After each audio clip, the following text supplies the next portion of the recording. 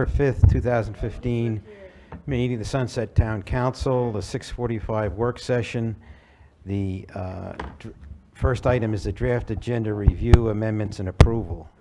I wanted to make one correction to something, or explanation of something that I said at the last meeting when a question was how something gets on the agenda, and I said that the one council person, the rules provide that one council person can request it to be put on the agenda, but the council votes on what the agenda is. I didn't explain that fully. The council votes on the agenda, so it would require a majority of the council in approving the agenda to have that actually be placed on the agenda, because it's just a draft until you vote on it. Okay, comments with regard to... Wait, no, not yet, not yet. So, if there's something in the agenda that You don't want... you don't want, we should say, hey, we're gonna, I move to remove it from the agenda? No, you just don't approve the draft agenda, or you approve the draft agenda without that item. Wish I'd known about that about 6 years ago. Right, and with regard to that, there are two items on the agenda that will be removed. One is under 8,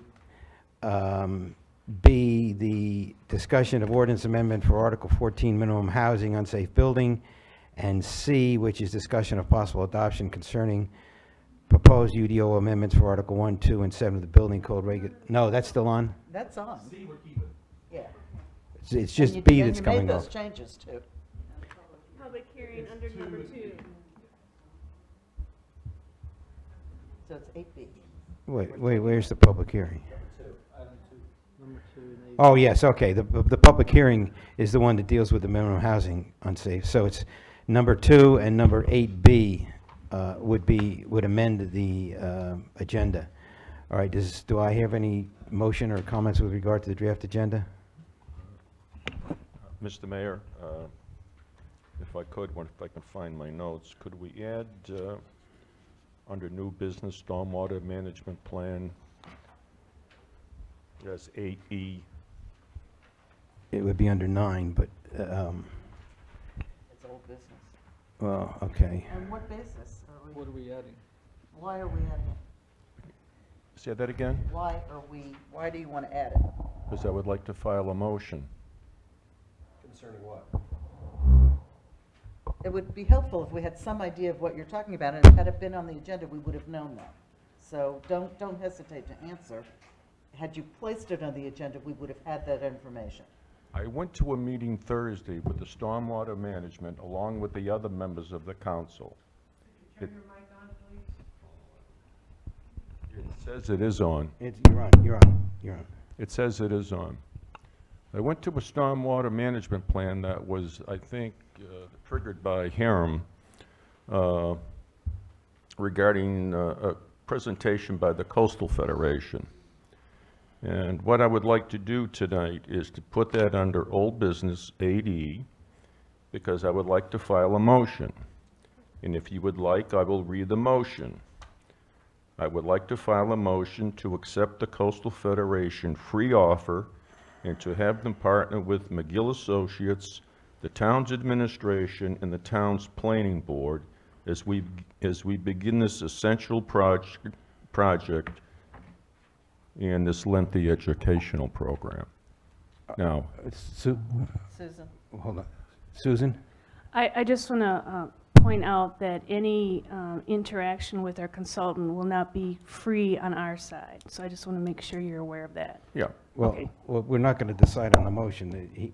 Well- The councilman has requested that it be placed on the agenda to discuss tonight. Mr. Mayor, I'm not naive. I understand the justification. He wants to add it as a, so that 8E. the agenda is to remove those other two items and add that as consideration of Mr. Serrato's motion as 8E. All right, do I have a motion for that, or a motion, any motion? I put a motion to add it onto the old business. Well, no, we need a motion to also to adopt the agenda itself. I move we adopt the agenda as amended. So move. All those in favor? Aye. Opposed? That'd be 80.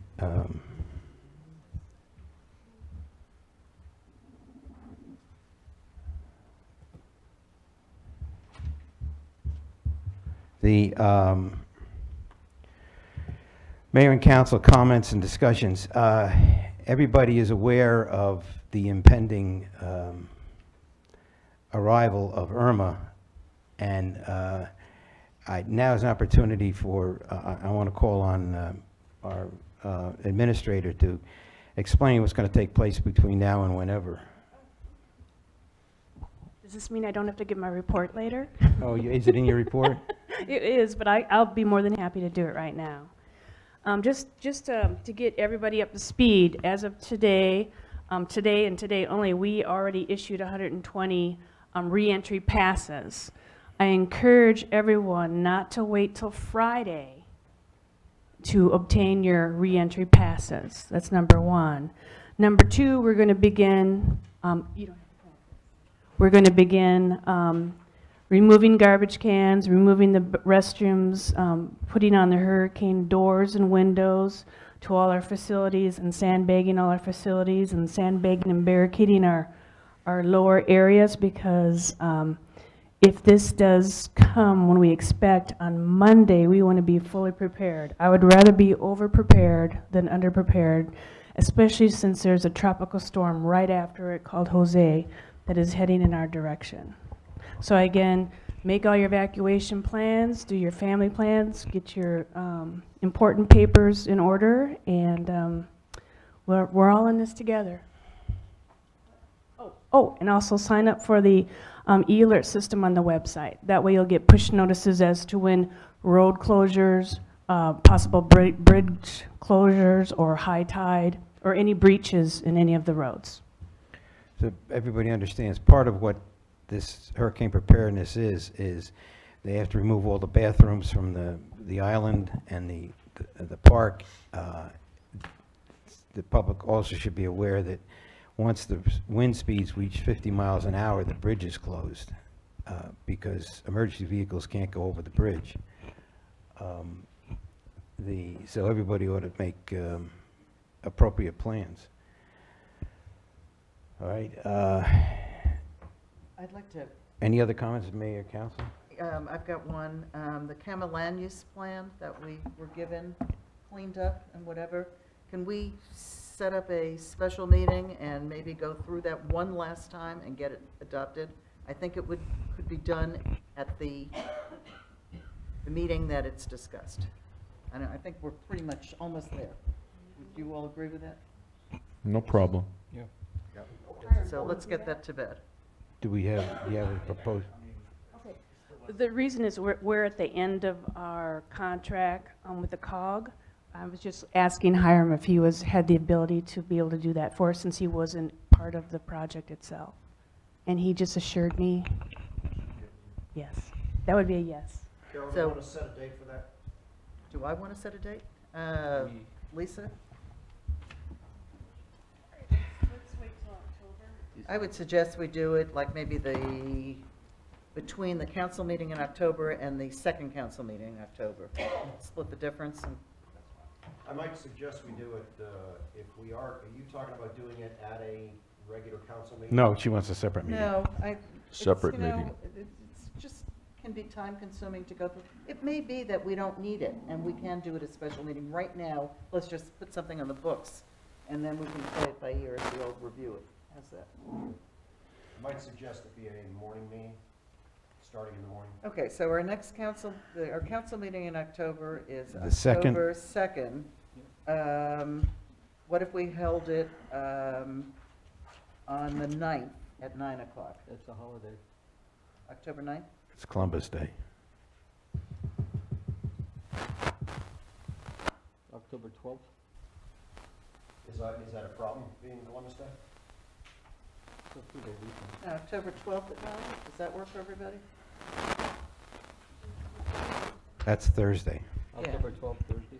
Does for me, works for me. All right, Okay. October 12th at 9 o'clock, and we may not need it.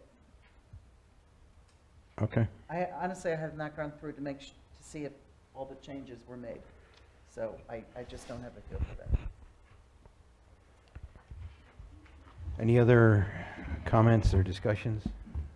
All right, none appearing. I don't want to, it's 4 till 7, and I really don't want to call the meeting to order until 7 o'clock.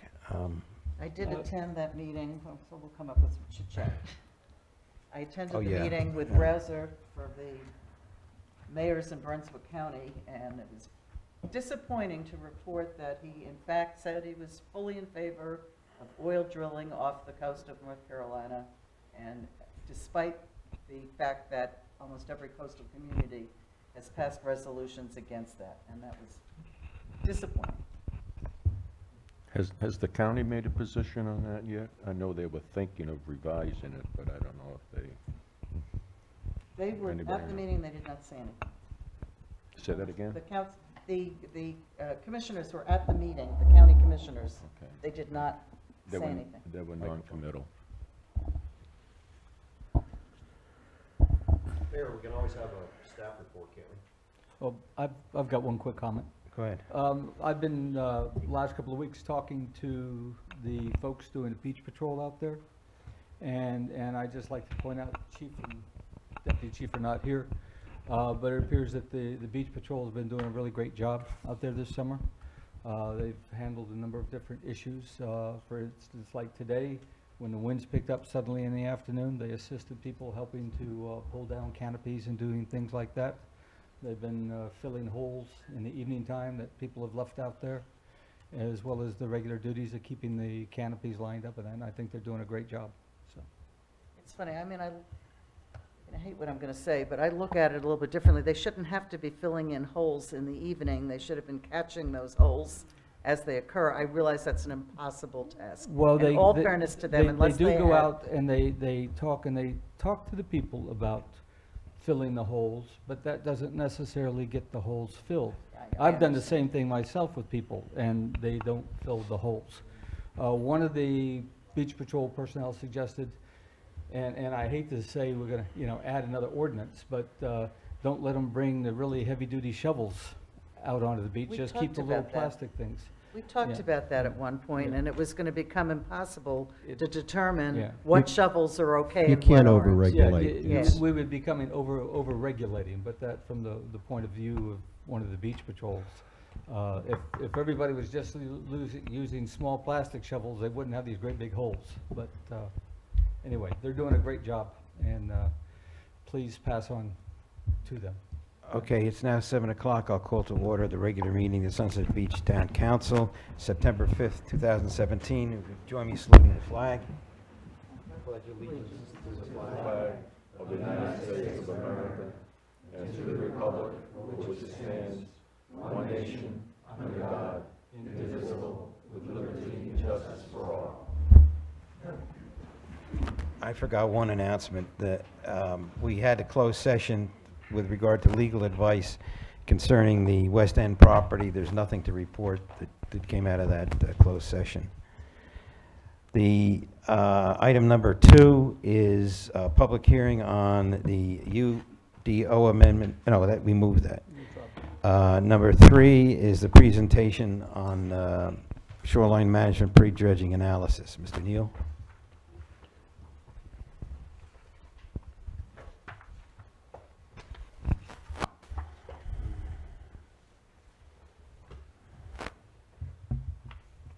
Good evening, council. Appreciate the opportunity to be here tonight. Wanted to update you on the pre-dredge analysis, and my intent was to provide a memo on Friday with additional detail, and then so the presentation tonight will trying to keep it within a time limit so that the memo could provide additional. I got it out late on Friday. I hope you had a chance to read it. But the presentation tonight, we'll try and hit the highlights and answer. Definitely, if there's any additional questions, welcome to answer them. Also have our environmental team lead, Jerry McCrane, here, just in case there's permitting questions.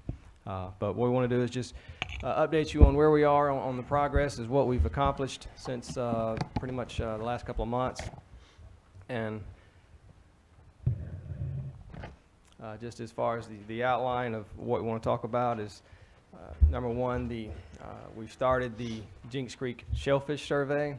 Also had the agency coordination meeting, or the agency site meeting for Jinks Creek. We'll go over their request and their comments as far as the permit submittal status, where we are in compiling the permit package, and look at some other the coordination efforts with Ocean Isle Beach. We've met with them to talk about material placement on their island, as well as the main point of tonight is provide a construction estimate so we can move forward with the negotiations with Ocean Isle You Beach. want us to ask questions as we go or at the end? Absolutely. Anytime you have a question, please. I do have a question. Jinks Creek, is it in the township of Sunset Beach or Ocean Isle? It's Sunset Beach. The whole, To my knowledge, it is Sunset Beach. The Jinks Creek, actually on maps, Jinks Creek runs behind Ocean Isle Beach. It does not empty into Tubbs Inlet. At least on the maps, it's designated as Jinks Creek that goes behind Ocean Isle Beach. Correct. I'm sorry. I should, the project area, Yeah, the Talking project. about where we're looking Yeah, right. at. to my knowledge, that's is all in Sunset Beach. to my knowledge, yes. That's, point that way. Maybe not. There we go. Too much. Hair trigger. Okay, yeah, there we go.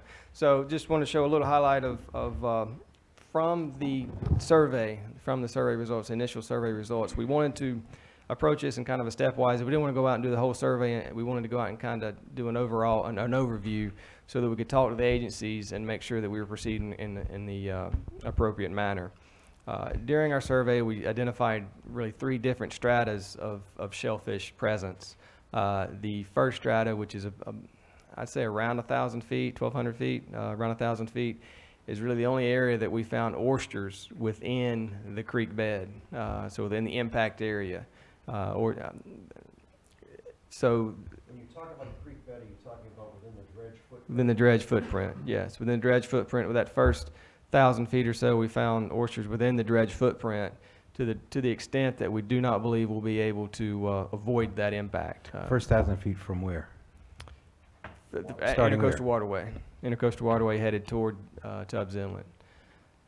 So in that first 1,000 feet or so, we saw oysters in the dredge footprint. Moving beyond that to the S-curve, we saw the oysters sort of, well, they didn't sort of, the oysters were limited to the shoreline, to the intertidal area within the shoreline away from the dredge footprint. There were clams still in the dredge footprint, and they started to thin out as well, so that we turned the S-curve headed toward Riverside Drive.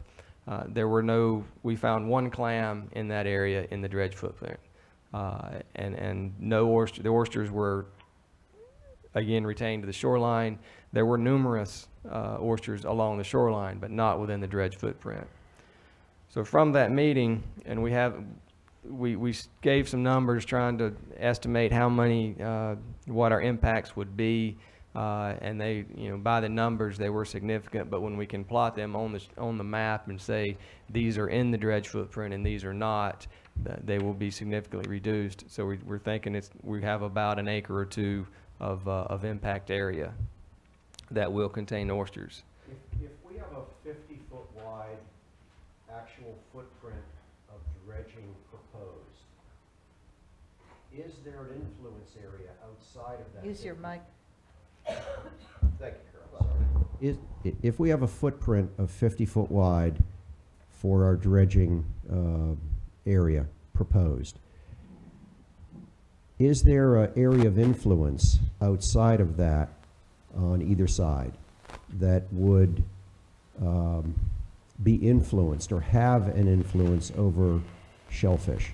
And when you use the term within our footprint, what does the controlling agency say about the area of influence? I'm not talking about the intertidal area Right. on the edges, but there's sort of a no man's land. There's different, I think you know where I'm going. No, they will count that. The area outside of our footprint, the area that may slough off into our channel, they will consider that as a potential impact area. They will also look at oysters along the shoreline and consider what will increase boat activity do for those. And so I expect we will have direct impacts, which would be the area that we're actually going to dredge.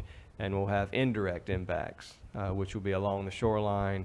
And the indirect impacts will be something we will, I expect there will be monitoring to, post-construction monitoring probably for 3 or 4 years or more that we will have to abide Does it by. mean that we have to relocate those oyster beds? Along the shoreline, in the dredge footprint, there will be yes. And where would that go? They can go to the shoreline, they can go, that'll be part of, and in talking about, I'll go ahead and jump to the next slide, it's sort of covered in that. But one of the points of discussion was from National Marine Fisheries, and they came out and said they supported the project, supported the purpose and need of the project as far as the navigation need for it. They saw that out there, and they said that as they understood the project of that date, that they could support the project in whole, that they did see in the future there would be could recommend a permit be issued for the project. Now, they said they would be need to do minimization and mitigation. So that Who is this that okayed it or could okay it? National Marine Fisheries. But this wasn't the Army Corps of Engineers. No. The National Marine Fisheries is the main commenting agency to the Corps of Engineers. So for the oyster, the National Marine Fisheries will be they will be the commenting agency to the Corps. The Corps usually does what the National Marine Fisheries says in the case of oysters for this project. Doesn't mean they have to, but they generally follow their guidance. Bob, when the National Marine Fisheries dictates a process for us to mitigate the oysters, are they in control of that? Do they tell us where it could go? Do we give them 2 or 3 possible locations where we would do that mitigation work, and then they select it? And I'm going to follow up that question with a comment that citizens have come to me with, saying, "What is this?" Or you're going to be putting reseeding oysters in an area that's already sterile, and they're just going to die. And I'm trying to explain that no, we don't control that. The mitigation has to be a responsible process that's been approved by the permitting agencies. Correct. For that location. They will not mandate or tell us what to do. They will suggest, but we, the town, will be the ones providing the agencies our plan. And then they have to approve it. And they have to approve it. And we will have to monitor it. There will be, I expect there will be a success criteria, a measurable success criteria involved with that mitigation. In other words, we can't just reseed oysters in areas that we know they're going to die, let them die and leave. I have a question. Those areas, those oysters are off limit. They say they're contaminated. You cannot eat them. So why do we have to reseed an area that's, you can't harvest them anyway? There's an area in Jinks Creek that's Creek. open. Jinks Creek is open. Yep. There's an area. There's an area that's open. It isn't all open. Okay, this is, Mr. Neal, I read your report today. I had to read it 2 or 3 times, because I only got it this morning, I believe. And I went back to the other report. In your computer modeling, you suggested that navigational, in Jinks Creek, the navigational channel will not have a significant negative impact concerning erosion on the east end. And that's one of my major concerns, is erosion and flooding on the east end. Rich, east end of what, the island, Sunset Beach? yes. Yeah. Or do you mean the whole east side of Jinks Creek? Well, I don't know what you mean, the east side. I'm talking about going down to South Jinks Creek and the velocity of the water of Jinks Creek. I'm just trying to understand your Yeah, question. yeah. So I'm concerned about the erosion for Palm Cove and the west end of Ocean Isle. Okay, the shoreline erosion on the ocean Yeah.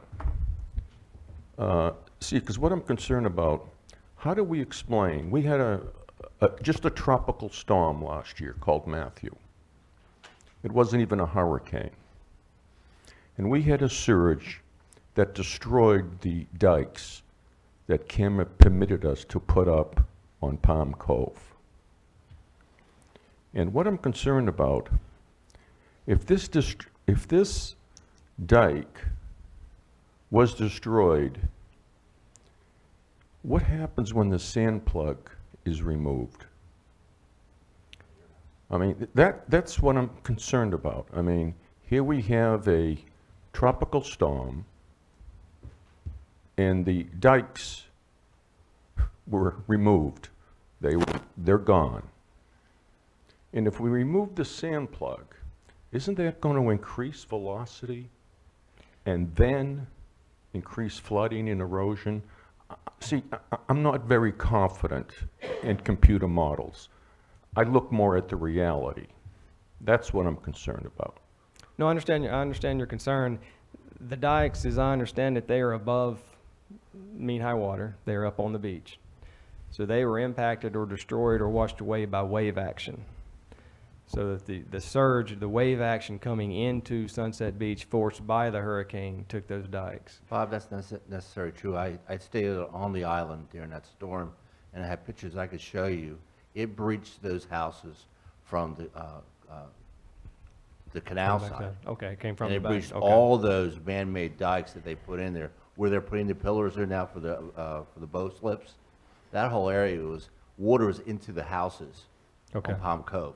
Now, what Rich is trying to ask is, once we remove that plug, isn't the velocity of the water be so great that, Mrs. Scott's house, Palm Cove could be at jeopardy for the volume of water going through there, since that happened just on a tropical storm?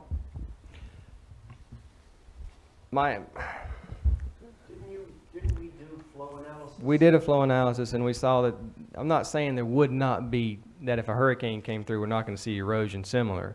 I'm saying that we would not see additional erosion based on the modeling. Now, when I started looking at it, we're not changing the entrance to Tubbs Inlet. We're not touching the entrance to Tubbs Inlet. We're not touching within 3/4 of a mile or half a mile of Tubbs Inlet. So there's still a significant sand plug, if we want to call it that, a significant sand plug still there.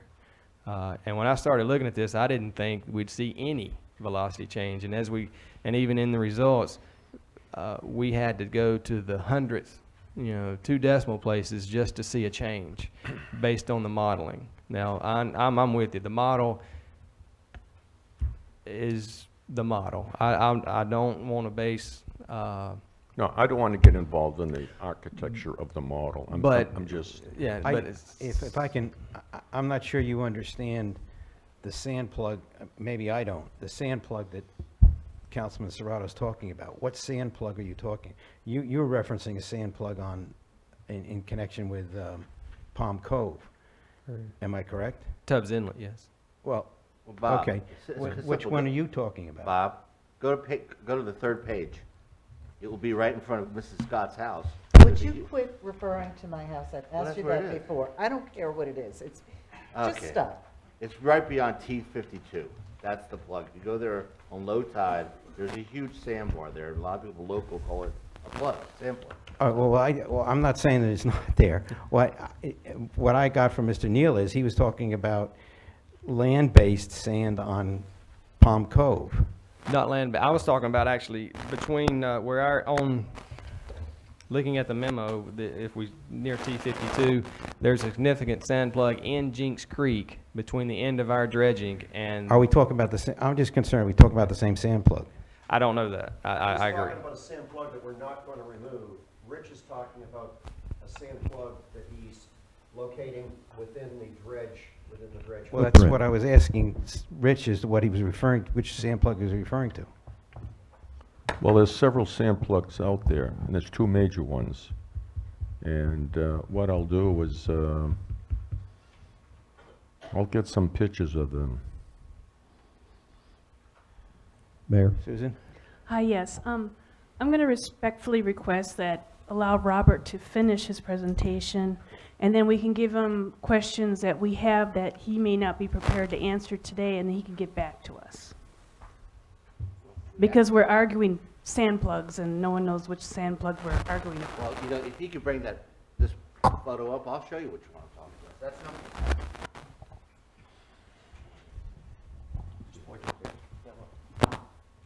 Yeah, go there low tide, Bob. It's whole area, right here, is one huge sample. Are we planning on to remove that sample? Only the shaded area there. This is shaded this here from here. Yes. So a portion of the sandbar will be removed.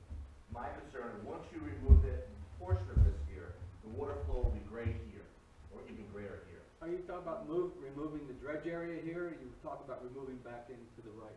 We're only removing the dredge area, Back here. The gray line. the gray lines. Gray line. Where the main channel has been for years. John, Yeah. I know what's been for years, I was there before. This is a huge sandbar here. If you move, you're not taking any of that out, so what's the width of right here? It's a 100-foot channel with a 3-on-1 side slope down to -7, so 120. Excuse me, they will take a big portion of that. Well, he's only taking out the gray area though. I understand that, that gray area covers a big portion of that flood, guys. People, we need to know. Just know. Can't go in this blind. People's lives are at risk. Lives and property. All right, Guys, Scare tactics are not necessarily the hey, best way to approach keep the this. comment down, please. Really, the only interchange that should happen, or only expression should be a question to Mr. Neal. And I asked you, Right. Rob, that's a question, I'm worried about taking so much of that plug out, it would do harm to that area. If you say no to me, that's fine, I'll respect that, but my concern is that area. Understood. May I have a question on that? Was that plug there in its same size and shape 5 years ago? I don't know about 5 years ago. I know that at some point it appears to have shoaled in. I mean, I think there are pictures where it's not there. We can show areas where it was not there. But All right, if you would continue. yes, sir. Beyond that, so the main points from the site meeting that I took away from was both National Marine Fisheries actually said they supported the project for the purpose of navigation. Division of Marine Fisheries, a state agency, said that they did not see an imminent need to deny the permit. So they did not. They are again not a permitting agency. They are commenting to CAMA. But they did, based on the impacts, they were concerned of the impacts that we saw as far as the oysters, the amount of shellfish, the shellfish presence. They were concerned with that, but did not see an immediate need to say there was no way this project could be permitted. And even National Marine Fisheries said, although they believed a permit could be issued, that there would be a long process with it and mitigation would be required. So When you have a long project, how many years? that we'll find that out as we go through this process. If they require an EA or EIS, we'll dictate that. Both we can expect at least a year. An EIS, more than that. 5 years? That I don't know. We can find that out. Hopefully, at the next agency coordination meeting, we'll be able to speak to that effect. And then the other comments received is they were for geographical reasons and for just a continuity with old permits. They asked for the permits to be structured in a different manner than what we have proposed. They asked for 3 separate permit applications as opposed to we last talked of 2.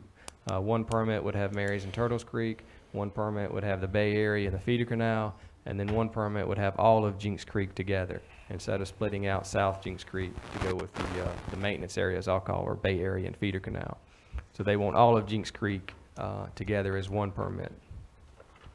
And that's, if we do that or we don't do that, that is completely a town consideration.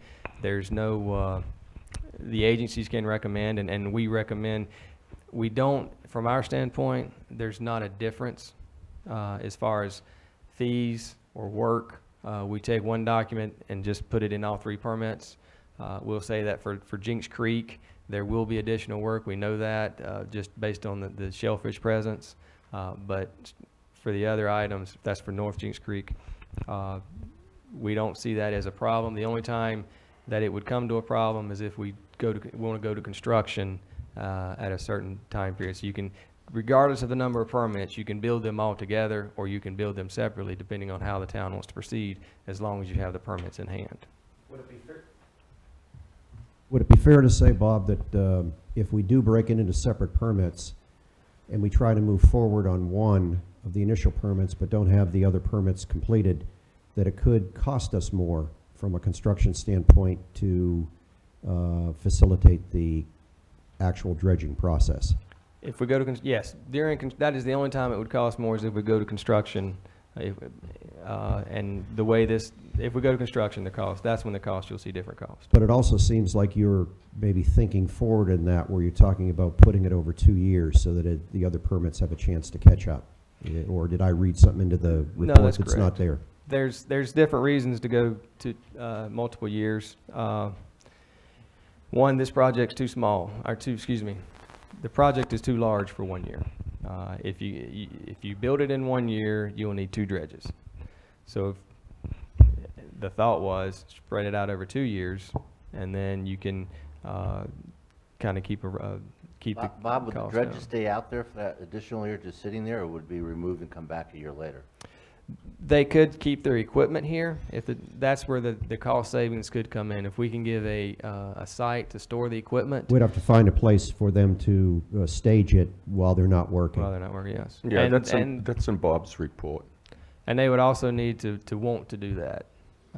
But it gives the opportunity to allow that, and then let someone think about it, is if we could have some cost savings by moving it over 2 years versus 2 contractors on site at the same time and fighting over who's in charge and who's not.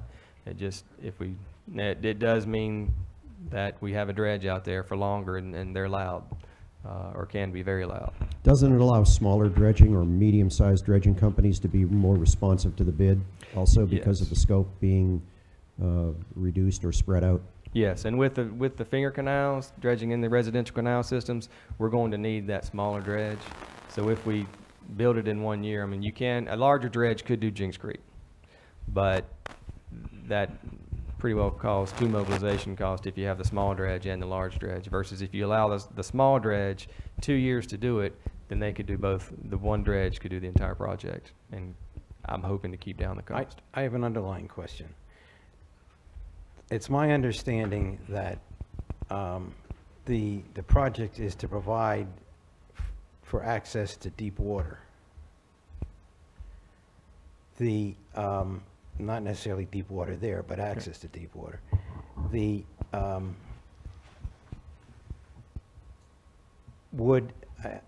Based on that, and based upon your comments, I assume, excuse me, that the agencies would not issue a permit for the finger canals or the Back Bay area unless there was a demonstrated access to deep water. That's That my- statement was made, but is it true?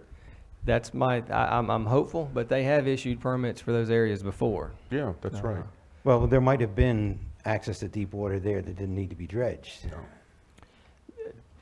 I believe the state did make a comment, and I believe we'll get around that pretty easily as far as Jinks Creek not connecting to deep water.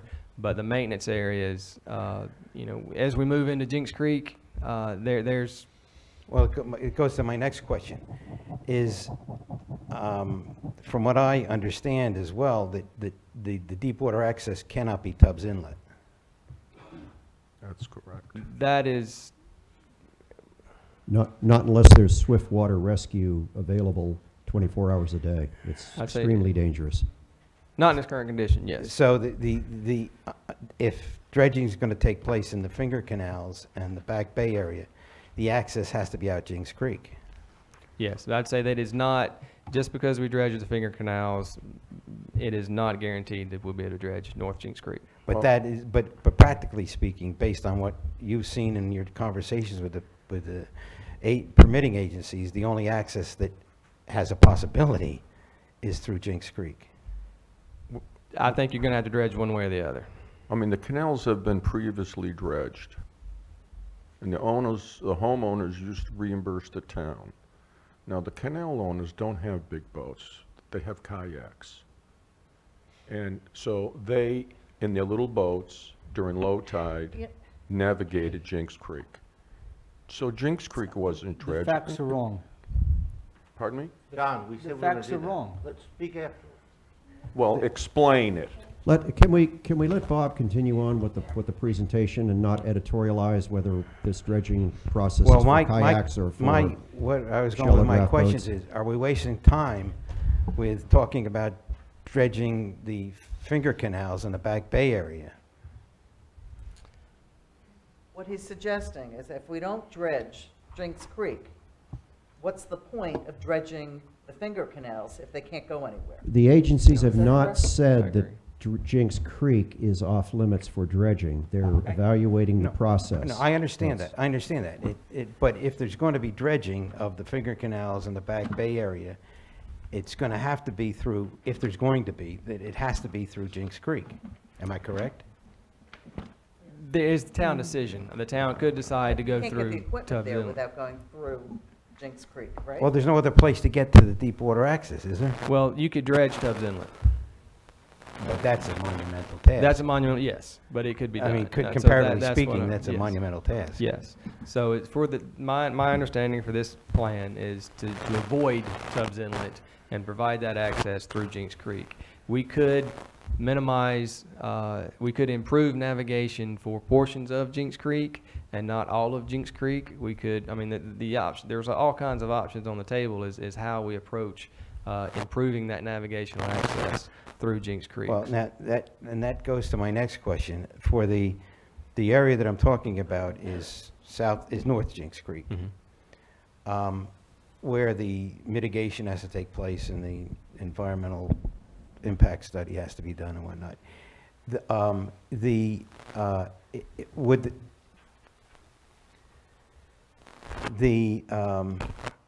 To have deep water access from the canals in the Back Bay area, does it have to be dredged?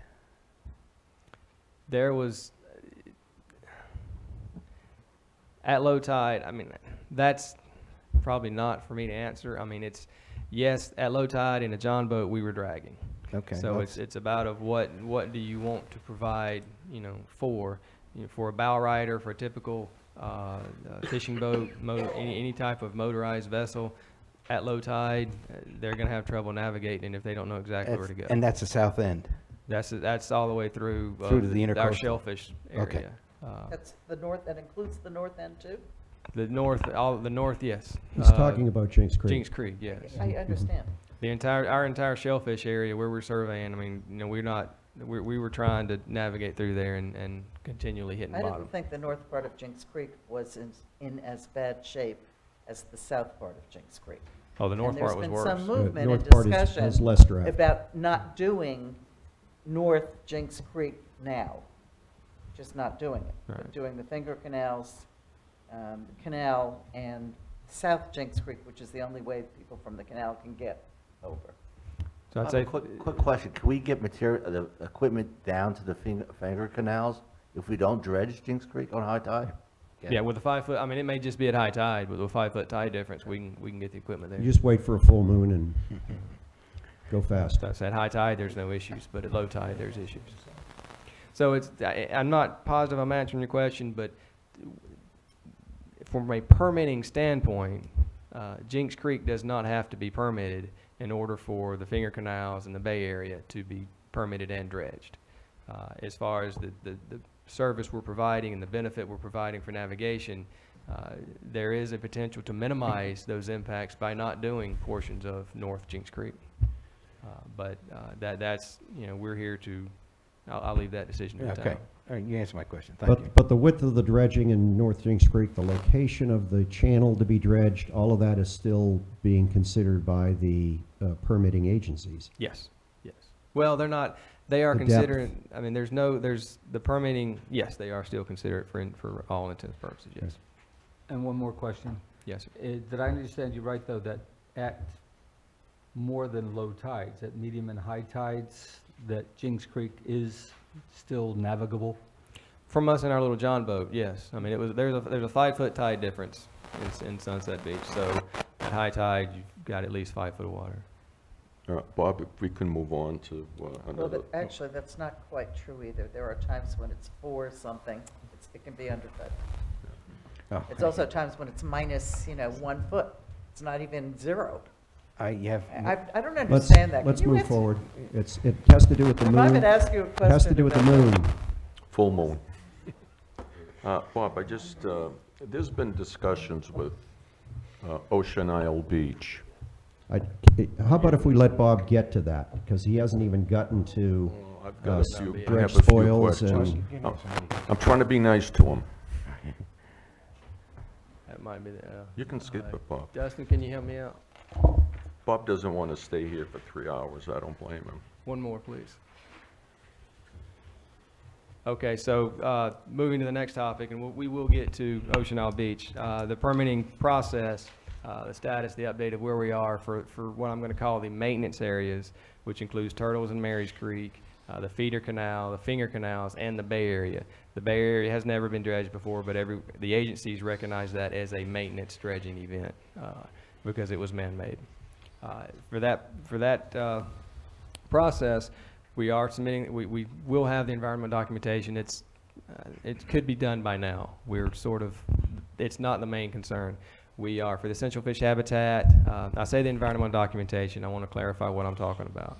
The essential fish habitat, the biological assessment, the cultural resource, and then the CAMA actual permit application. Those environmental documents are at least 50% done. The essential fish habitat's 90% done. And we expect to have the entire permit application ready to go the 1st of November. That would allow us to have permits back in January and then could go to construction this year if the council wished. And that's kind of a question that I will pose to the council is there, I mean, we're going to move forward to get the permits and you can think, but do we want to think about construction this year for those areas? Not need an answer tonight. you wouldn't get one. And so I understand. But the main item, the key to holding up the permit, as far as we're not submitting now, is we need a placement area. Both if we go on the beach or if we go on the disposal island. For the maintenance areas that we talked about, Mary's Creek, Turtles Creek, the Bay Area, finger canals, all of that material is non-beach compatible or non-compatible material. It will need to go upland. Generally, we've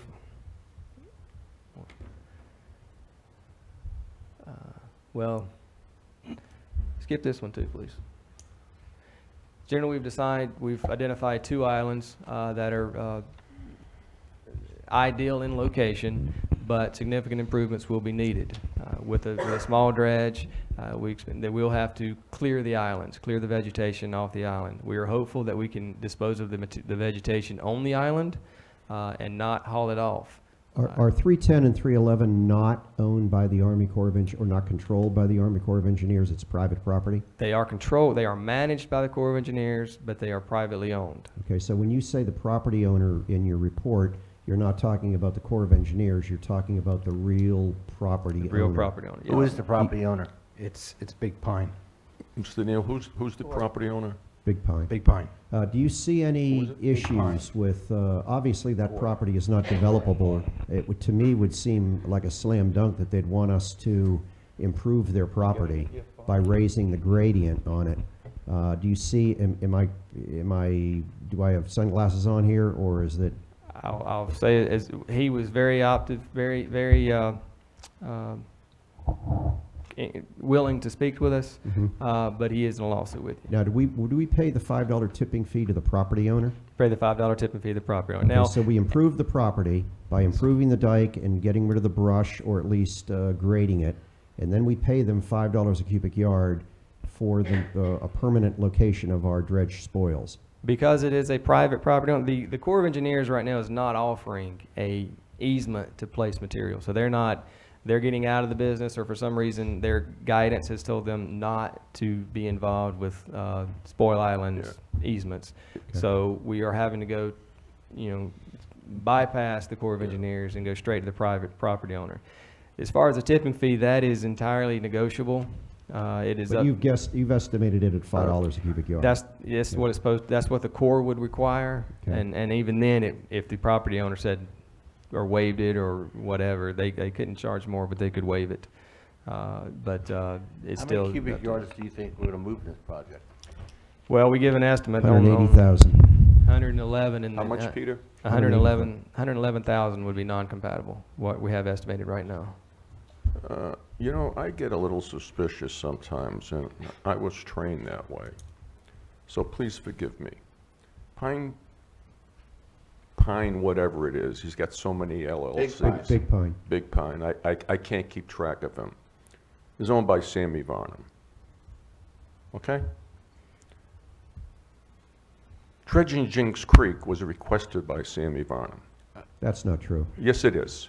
You go back to the meeting. Years. Rich, That don't was make years those kind ago. of statements. If you got a question for Mr.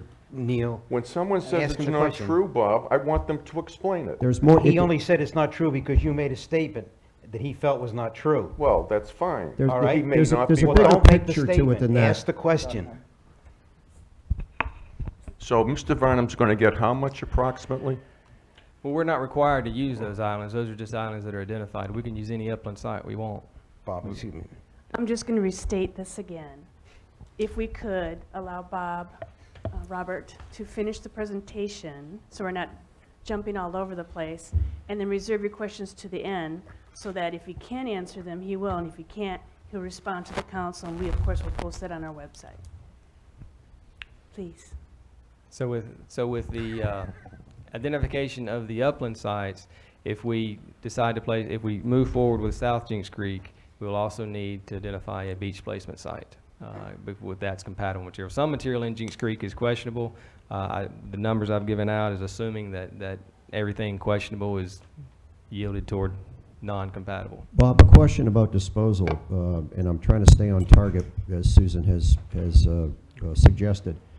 It looks like the cost to take compatible material to Ocean Isle Beach is more expensive than it would be to deposit the material, including the $5 tipping fee estimate, at the dredge to spoils location.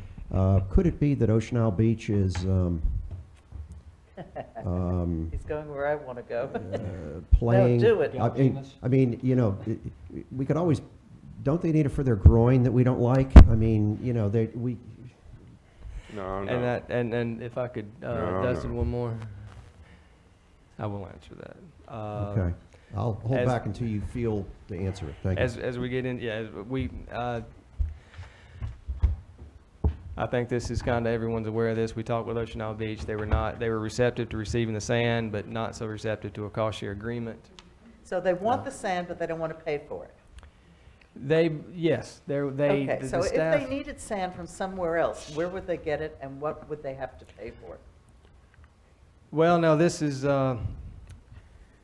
they would pay at least this. So this is ridiculous. I'm with you And- on this. and it If has to they're be not willing compatible to pay, sand, then or I else say the put Corps it is on the not gonna let spoil them put it on their islands beach. and save some money. All right, that's for, I mean, we could argue about that or argue with Ocean Isle about that.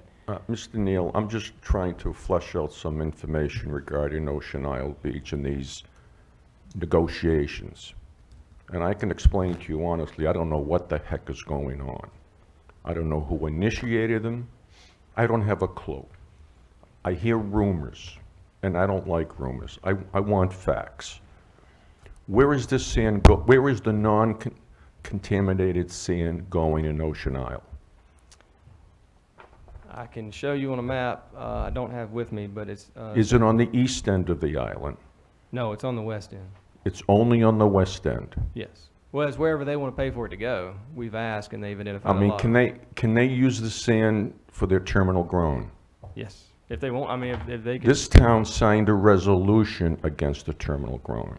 So why are we going to sell them sand to support their All right, terminal grown? that's rhetorical as far as he's concerned, okay?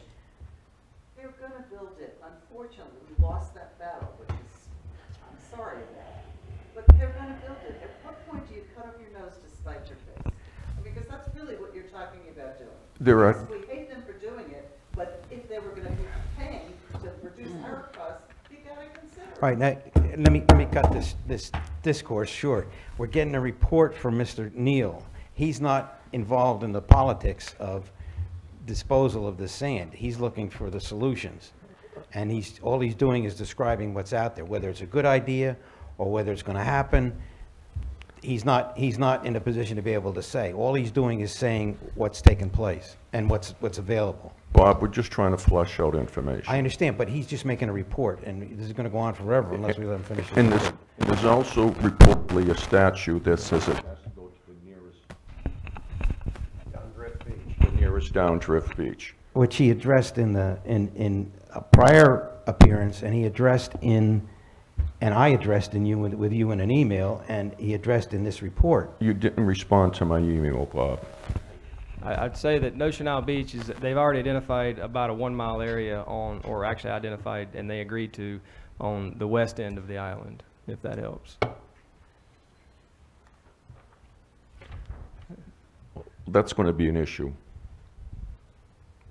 And now they don't want to pay.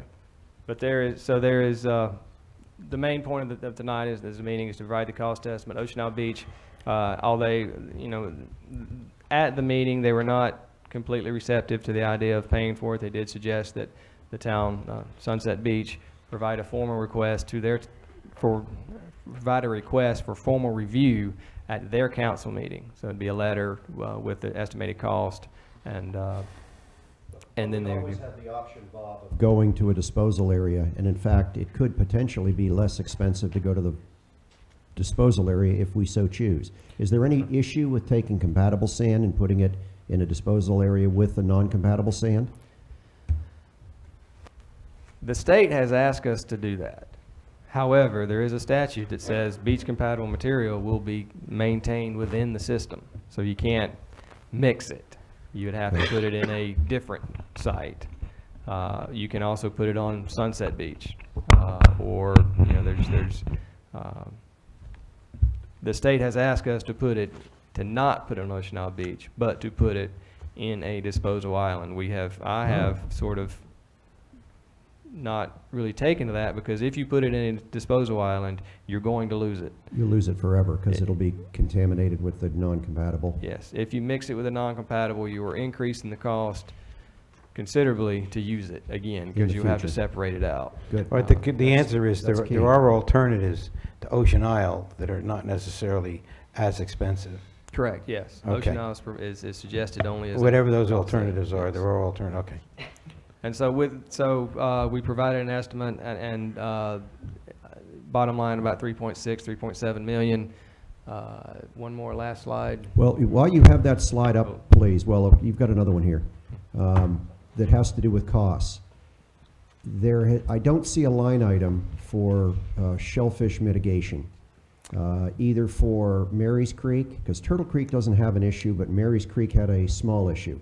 Is that correct? Yes.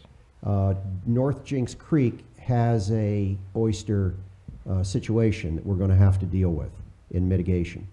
Is there a swag, a guess, an estimate for another line item? Are we talking about $10,000? Are we talking about $250,000?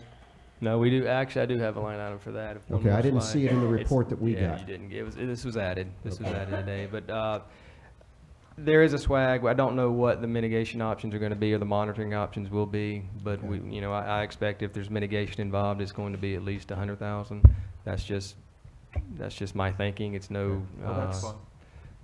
it's not going to be small. I would not think it would be small. How And much did you say? 100,000. We have a line item for 120,000 for monitoring. That would include surveys, and now we don't know what they're asking or what it will entail, so that could change and probably will. But that is our swag for. Bob, when I look at this, and I may be totally incomplete and totally confused, the grant is 2.7 million, and this total right now, as is 3.7 million. Correct. Is that correct? Now, I'm assuming that out of the 2.7 million, we have to pay a third of that. No. No, we don't. Out of the 4.2 million, you pay a third of that. Out of the 4.2 million, we pay a third of that. So the total And grant. The grant is the other two-thirds. Hmm? The grant is the other two-thirds. Correct. No, I understand that, but grant money's tax But- money. But if the contractor for the dredging project comes in under budget, the grant is going to be reduced by that amount. The Yes. grant, two-thirds of that There's still- savings would go to the state. They're still only going to pay 2/3, whatever the cost is. So the Reimbursed. Not in excess of that Yes, amount. correct. the I mean, they amount got a of the limit. project is a moving target. Yes, The only thing that we know is that there's a two-thirds and a one-third sharing. yes. And Is to there be a clear, ceiling that, on that, the grant? No, as we see additional costs come in, or we estimate additional costs, we'll need to request additional monies, and they're always subject to approval. Moving monies around within categories, whether it be design, permitting, construction, oversight, whatever, that's a simple letter. No issue there. But as you know, our grant is, additional monies would be subject to approval. And with that, that is our presentation. I'll Anybody have any more questions, Mr. Neal? Thank you, Bob. Very helpful. Thank you. You're not asking us to do anything tonight? No. Okay. just a presentation. Thanks, Bob. thank you very much. Next item is the minutes approval for August 7th and August 15th. Do I have a motion? Change- Go ahead. Oh, Go Mr. ahead. Mayor, I would like to approve the minutes approval for August 7th and August 15th regular meetings. All right, so the public is aware, they've been circulated, and I requested that council people communicate with the clerk as to any comments they have with regard to them, so that, I assume that's been done if we're going to vote on them. So there's a motion, all those in favor? Aye. Opposed? Oh, sorry, hang on, one thing, sorry, and you really want to make this, I'm sorry, it's just a typo none of us caught. August 7th, page 5, you don't mean the USO article, you mean UDO Article 6. Thank you. All right, item number 5 is public comments on agenda items only. If you have a comment as to an agenda item, please step forward to state your name and address, and please try and limit your comments to 3 minutes. Public comments. No public comments. Oh, we were going to set a record I should have moved here, on. Karen. No, we have had another. Karen Joseph, 915 Sandpiper Bay Drive, Sunset Beach. I know tonight you are going to discuss and hopefully decide on a park usage fee schedule.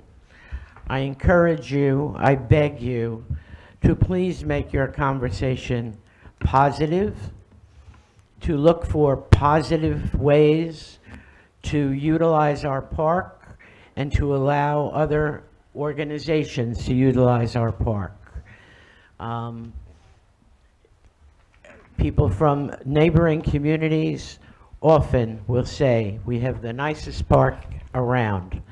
So I hope that you are going to be positive in your approach, positive in your comments, and find a way to make our park a usable one for all kinds of events, because that can only be good for Sunset Beach.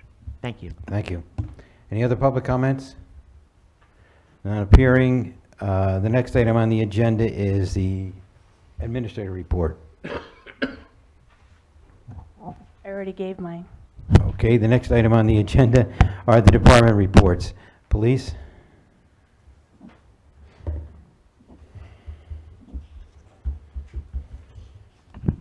Good evening. You have my report. If there's any questions there, to answer those at this time. Other than that, I am especially in hurricane mode, preparing for that just in case. I've got some snow experience, but no hurricane, so I'm working on that. The only other thing, we had a gentleman that we were looking for who had slashed several tires in Sunset Beach, Ocean Isle, Charlotte, and for whatever reason he was angry, but our men worked very hard on that and were able to identify him, and he's been charged accordingly, so I was happy to see Right. that. Thank you. Good job. I'm sure, I hope you're aware of this. I can't tell you how many people have commented to me on how wonderful a job you have been doing and what a professional, well-spoken asset you are to this community. I'm just So, doing what you I pay mean, me to do. Every day, somebody else says something. Thank you. Did you write that down? Chief, keep hiding. Keep hiding. Public Works?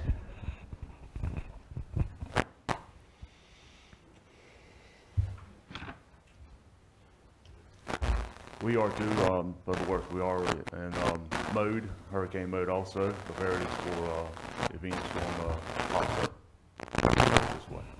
So we'll start, preparing, start tomorrow, actually, start preparing for it. Any questions on the report? Nope. Thank you, Dustin.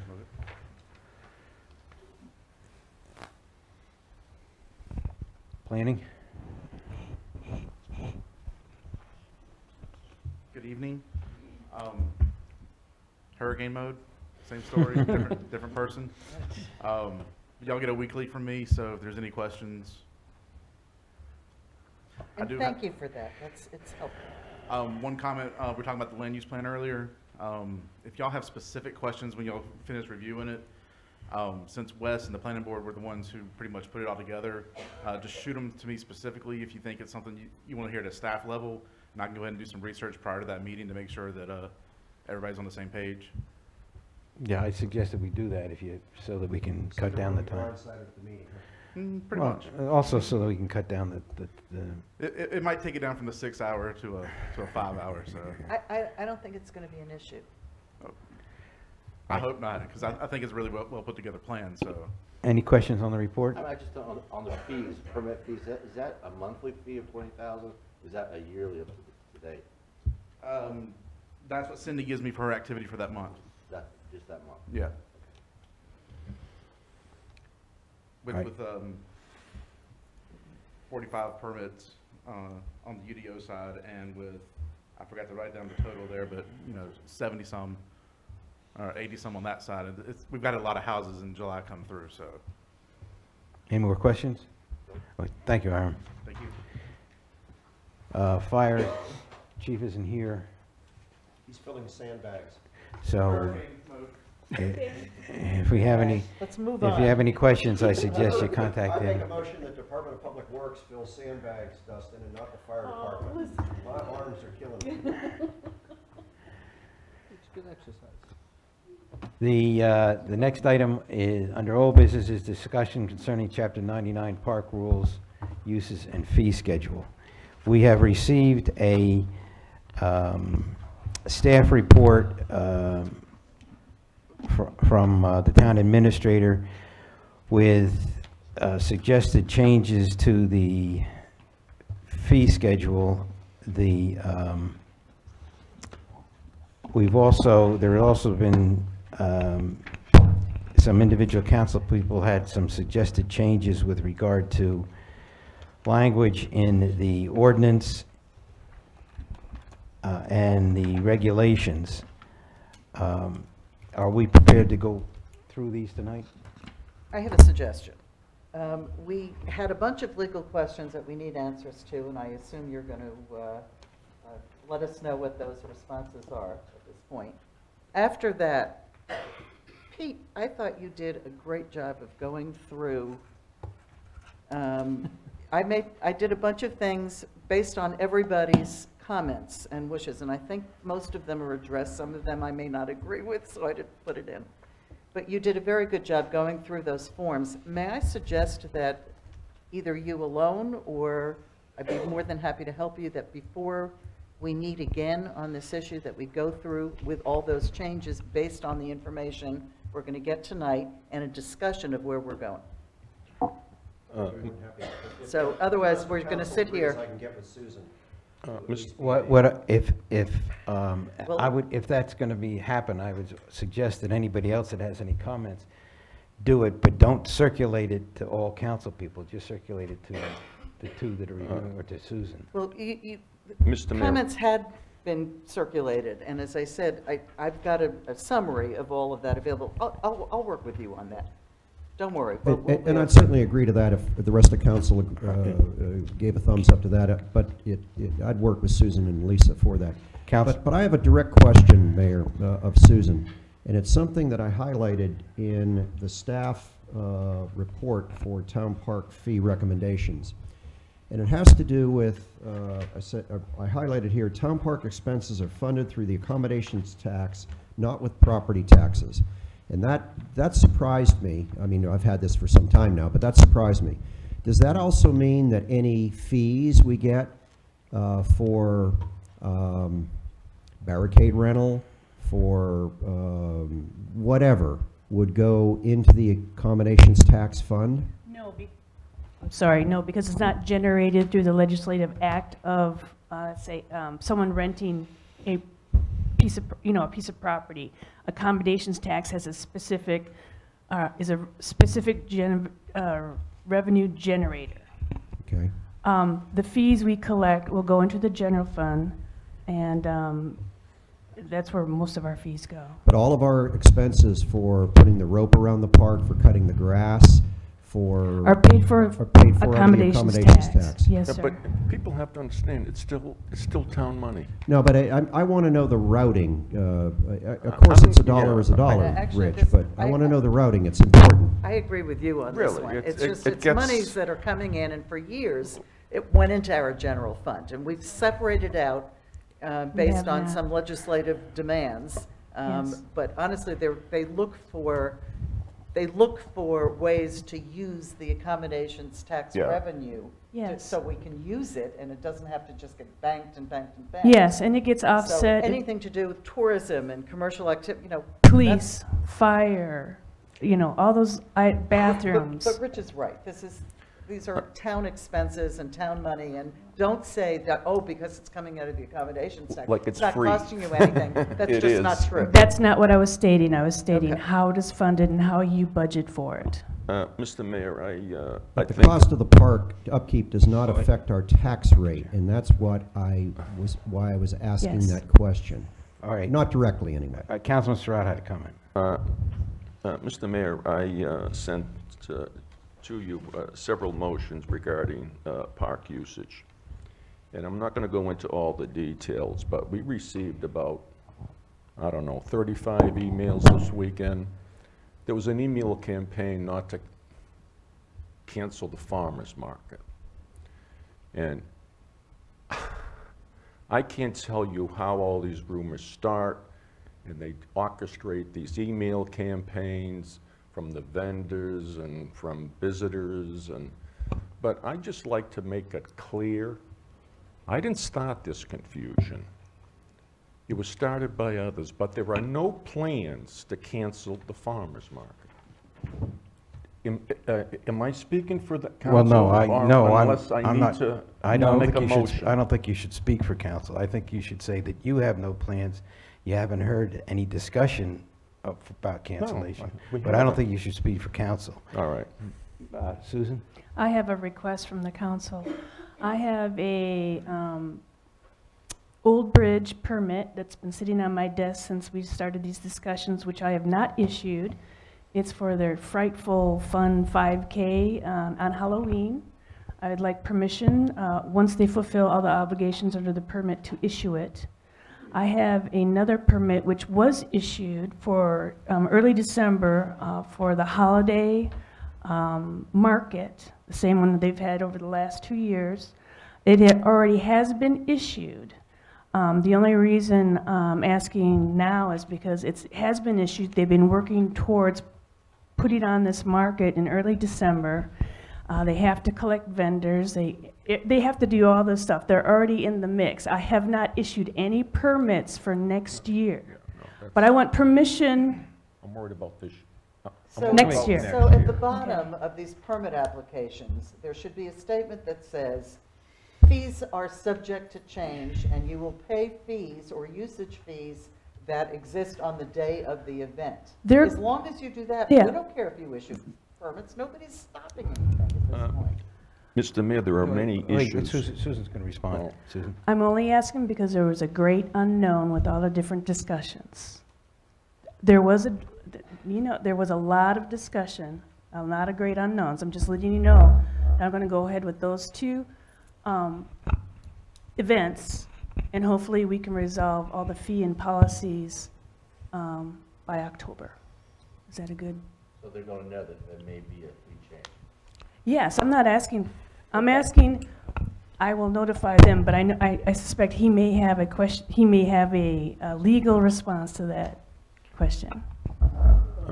Mr. So, Mayor? so the question is, for these two pending, one permit's been issued, one wants to be issued permits. Both were submitted under the town's current rules and regulations Right. for getting it.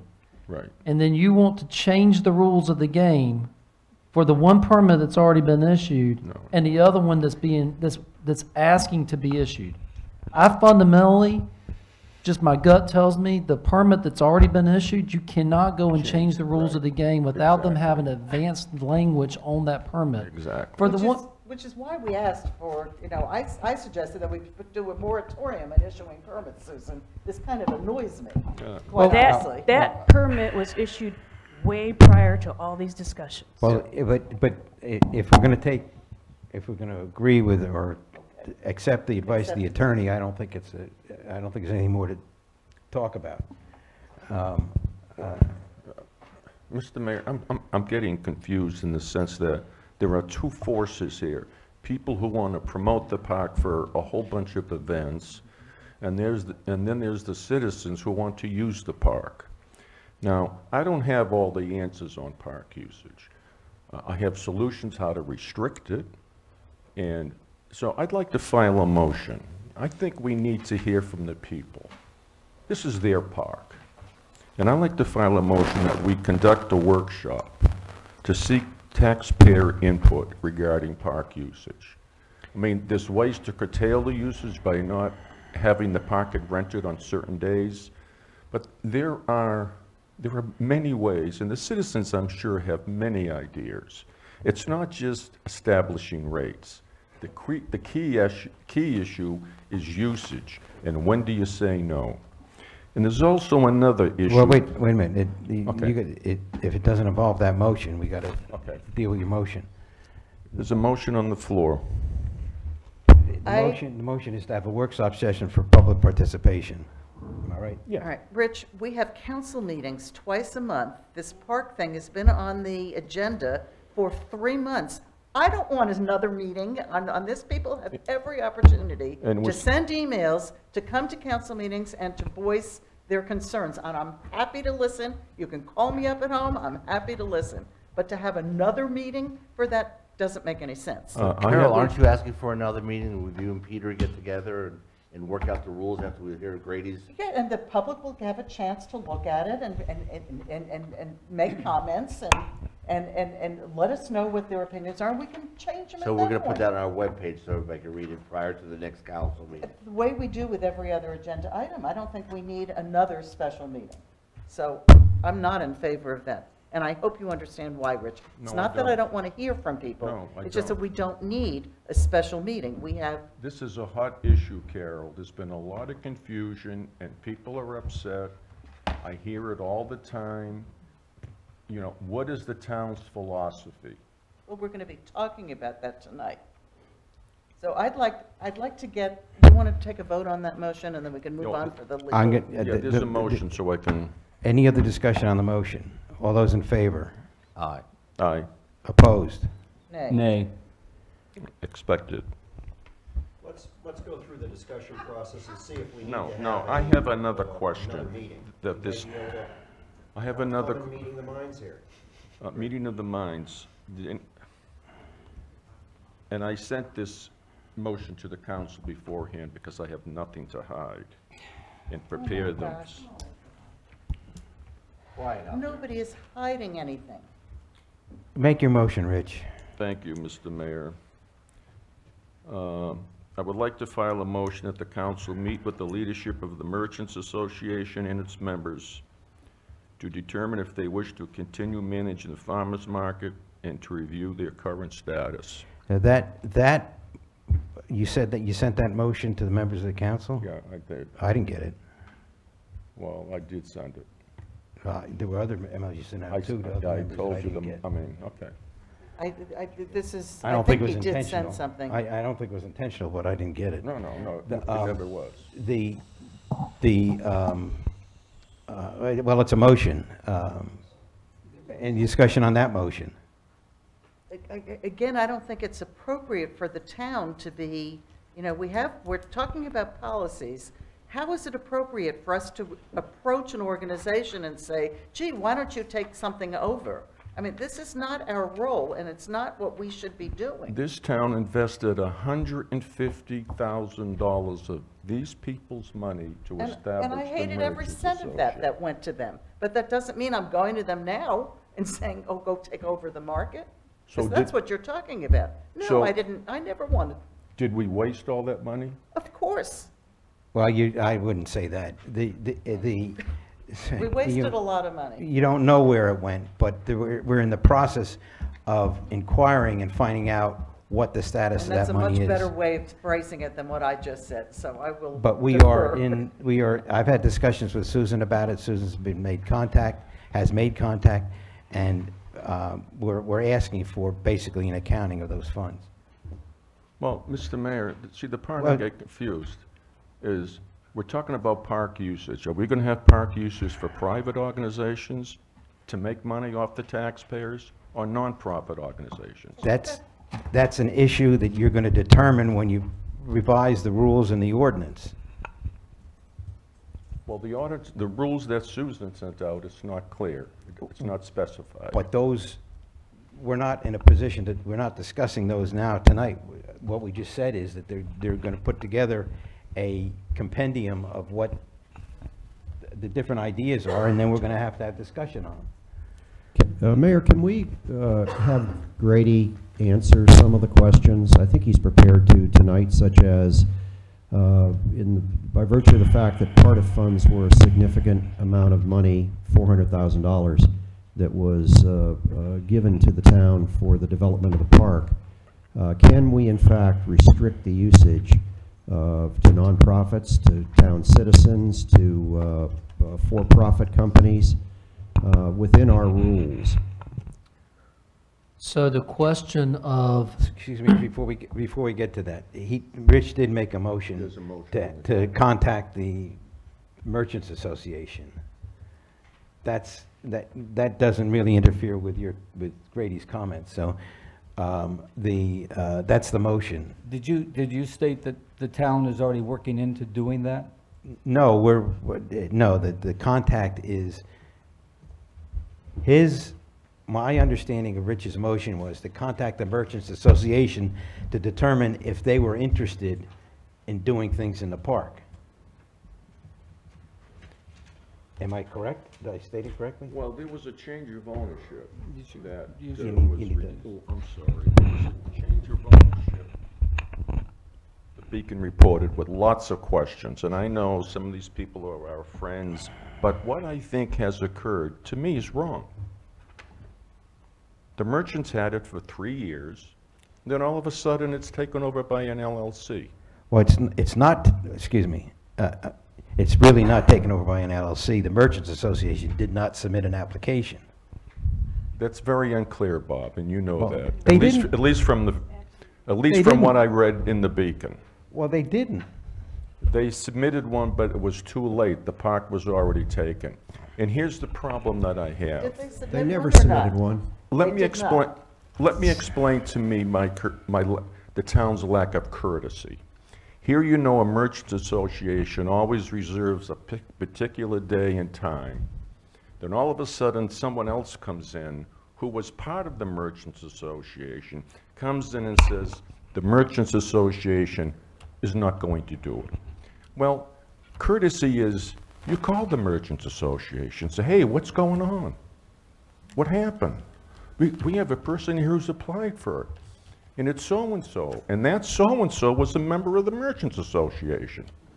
I mean, you have to be, the lack of courtesy. Well, And now the merchants, let me just say this, I don't speak for them. I'm in it, I recently joined. They're angry, and they're not gonna say anything, because they need local taxpayers to support their business.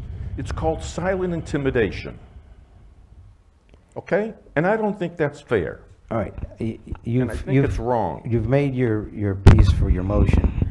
The motion is to contact the Merchants Association to see if they're interested in doing things in the park. Did I phrase it correctly? Well, to see if they, my motion was as follows. I would like to file a motion that the council meet with both the leadership. You need a microphone. I would like to file a motion that the council meet with both the leadership and the members of the Merchants Association to determine if they wish to continue to manage the farmers market, and also to review their status. We invested $150,000. How much money is left in the kitty? All right, that's specific. That's a separate issue. That's specific as to the farmer's market. That's the motion. All those in favor? Aye. Opposed? Nay. Rich, Yeah. along that same line, we certainly want to know where the money went. We want to know how much of town funds are still in the Merchants Association's checkbook. Call a meeting. We want to, well, but that wasn't the way you phrased your motion. I don't want to get into the middle of who's going to run the waterfront market. It's obvious that the Merchants Association is lacking leadership. It's That's subjective. I don't know. well, I'm not involved in it. well, you were on council or mayor when the money was given to them. I was mayor and I helped organize it, but I was not a En- merchant. enough You said. saying? No, he said you were on council, that's what he said. Or Or mayor. mayor. He didn't say you organized it. He said you were on council or mayor when the money was appropriated. I was Yeah, not on the let's, council. let's get back to Peter's question to Grady. Grady's sitting there with bated breath. So I'm going to try and phrase the questions, and hopefully that answers them. If it doesn't, I'm sure you all will let me know. Question one is, can the town restrict access to the park based on being a resident versus non-resident? Just that language, the answer is no. You cannot restrict it and keep non-residents out of it. Second question, can the town charge a different fee schedule for residents versus non-residents? i.e., for a resident, we will charge the resident $1 fee, and for non-residents, we will charge $2. That is legal. You cannot charge more than twice what you charge a resident. You cannot charge a non-resident more than twice.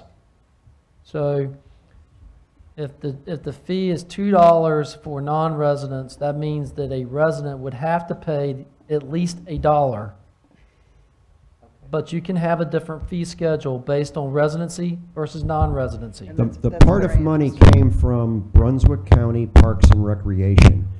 It would have, Came from the state. It came from the state. okay, from the all right, state. stand corrected. It came from the state. When you say a resident, do you mean a resident of the state then versus a resident of Sunset Beach? Because the money came from the state? I'm talking about residents of the town of Sunset Beach versus non-residents outside of So the the town. part of grant has nothing to do with it. With the No, difference It's in the the town fees. park. No, it has something to do with it.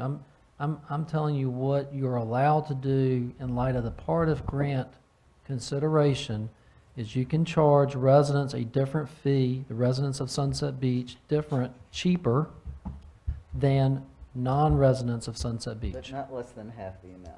Correct. I got it. Or if the residents are charged $1, the maximum you can charge a non-resident would be 2 times that, $2. Third question, can the town differentiate between for-profit and non-profit / charitable? The short answer is you can. My long answer is, or my long recommendation is that you avoid doing that because there is a difference between nonprofit, like a country club, and charitable, like a church. There's a fundamental difference there. And then you get into the slippery slope and the gray areas of what actually constitutes. Who's going to come up with the criteria to determine nonprofit, charitable or not charitable, I would recommend that instead of that, you go just the route of, here's our fee schedule. If you're a resident and you can establish residency, you can be a company. If your membership that you're able to show your members or your articles of organization shows who your members are and that they're residents.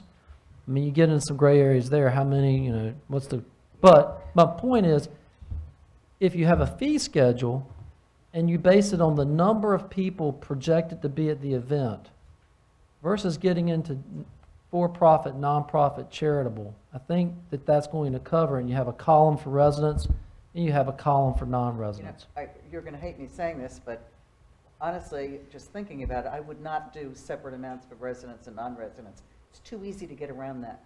You know, it's too easy to find a resident to put in the permit application. Well, I'm not advising you to do No, it. we can- The question was whether we you can- could do We it. can deal with that when we Yeah. get into nuts and bolts of that, but he's just giving us the. What were the other questions? I thought that was the three. No, I think that was. Do we have to? Can we, Hold you on. answered that we could limit how many events occur in any week. I've not answered that. Okay. What was your answer? My answer is that, you know, based on what I've seen and viewed over the last year and a half, that we should have no more than 2 large impact events in the park a week, no overlap events in the park. It seems that's what we have been doing. In fact, there haven't been any special events since Possibility in the park in early June, and the next one won't be until Halloween. And so to add on to that, I believe the town, with its town park, if it implements rules and regulations restricting the number of times the park can be used for an impact that has greater than, pick a number of people, you're within your legislative discretion to do that, particularly with your property.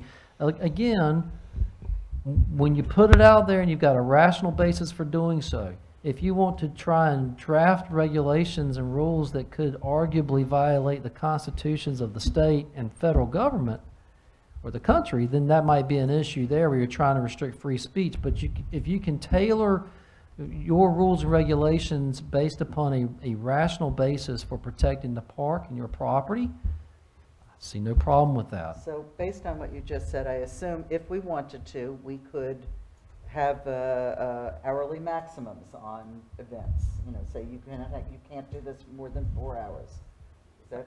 I think the town is able to pass any rules and regulations it sees fit as to the number of events, the hours of the events, retaining the right and the discretion if the town believes that there's a threat to public health, safety, and welfare because of the nature of the event, or anything else that the applicant does not satisfy. The town would have the ability in its sole and unfettered discretion in promoting and protecting the public's health, safety, and welfare to pull the plug on the event too. Could we have a different fee structure for weddings opposed to a different event?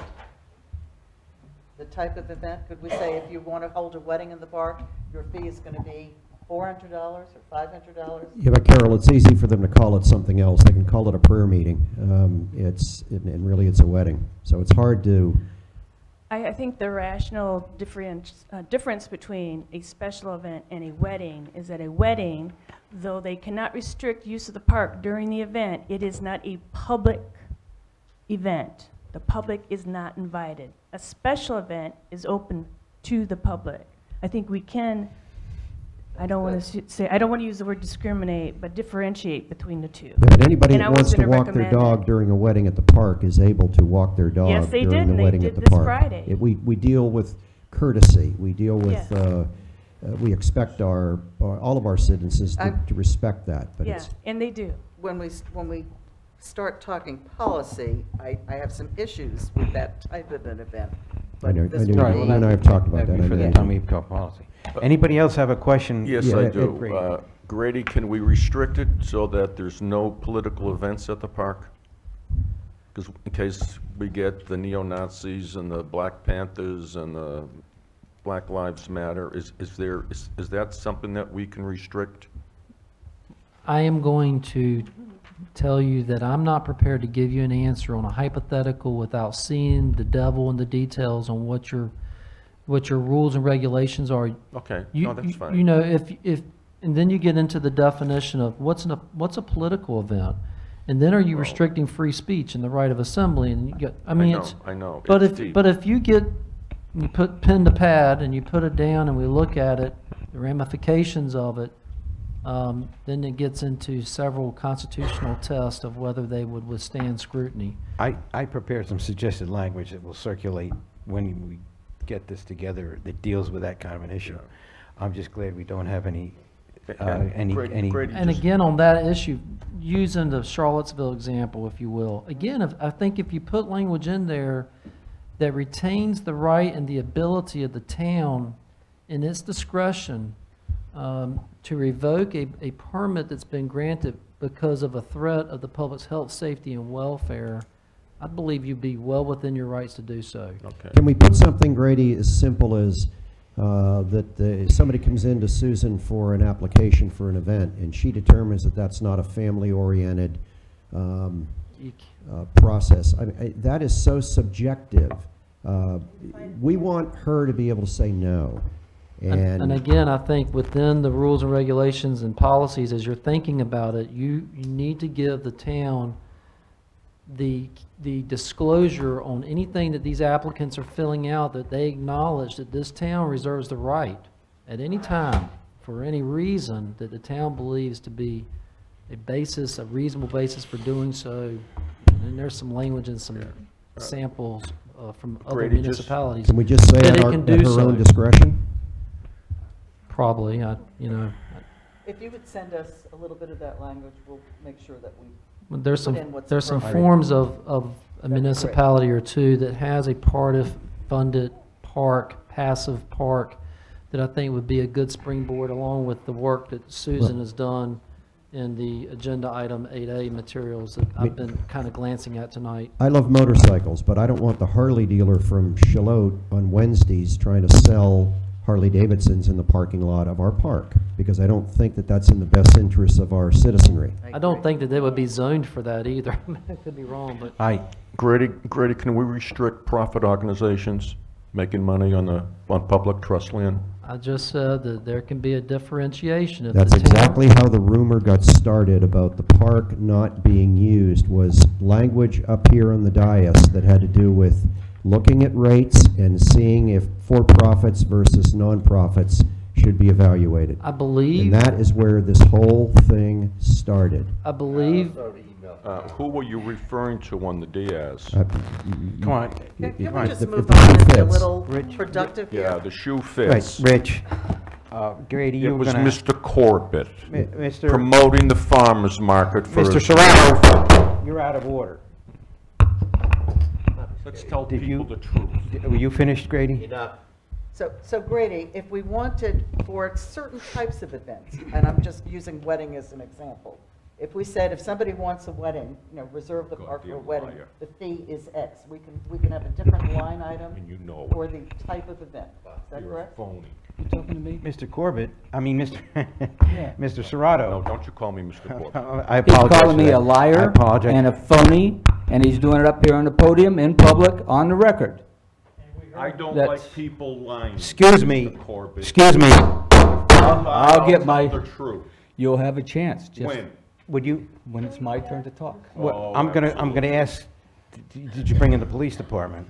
Oh, come on, guys, just enough. Just let's move on and talk about what we need to talk about. Are we ready to I'm move on? done. Let's go. Let's Grady, just move there was on. a question to Grady for if he was finished or not. I believe Ms. Scott was asking me if you can make a listing of items or events that you would charge differently than other events, and I believe you can. Again, you have to have, Okay, but in there- my opinion, you need to be able to give some rational basis for doing so, and I believe you would have ample reason to do so. If you're giving enough thought to why you want certain events charged differently, I'm guessing in your mind you have a reason for doing so. Which I'm going to discuss in 1 second.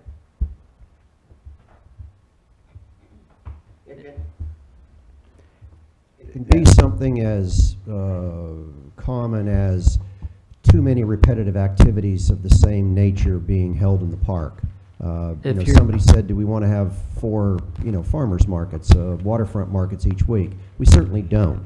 You would presumably tie such regulation or restriction to the impact, the detrimental impact or effect on the town's property. That's a rational basis. You just need to do it before the game starts versus changing rules during the game when someone's already got a permit.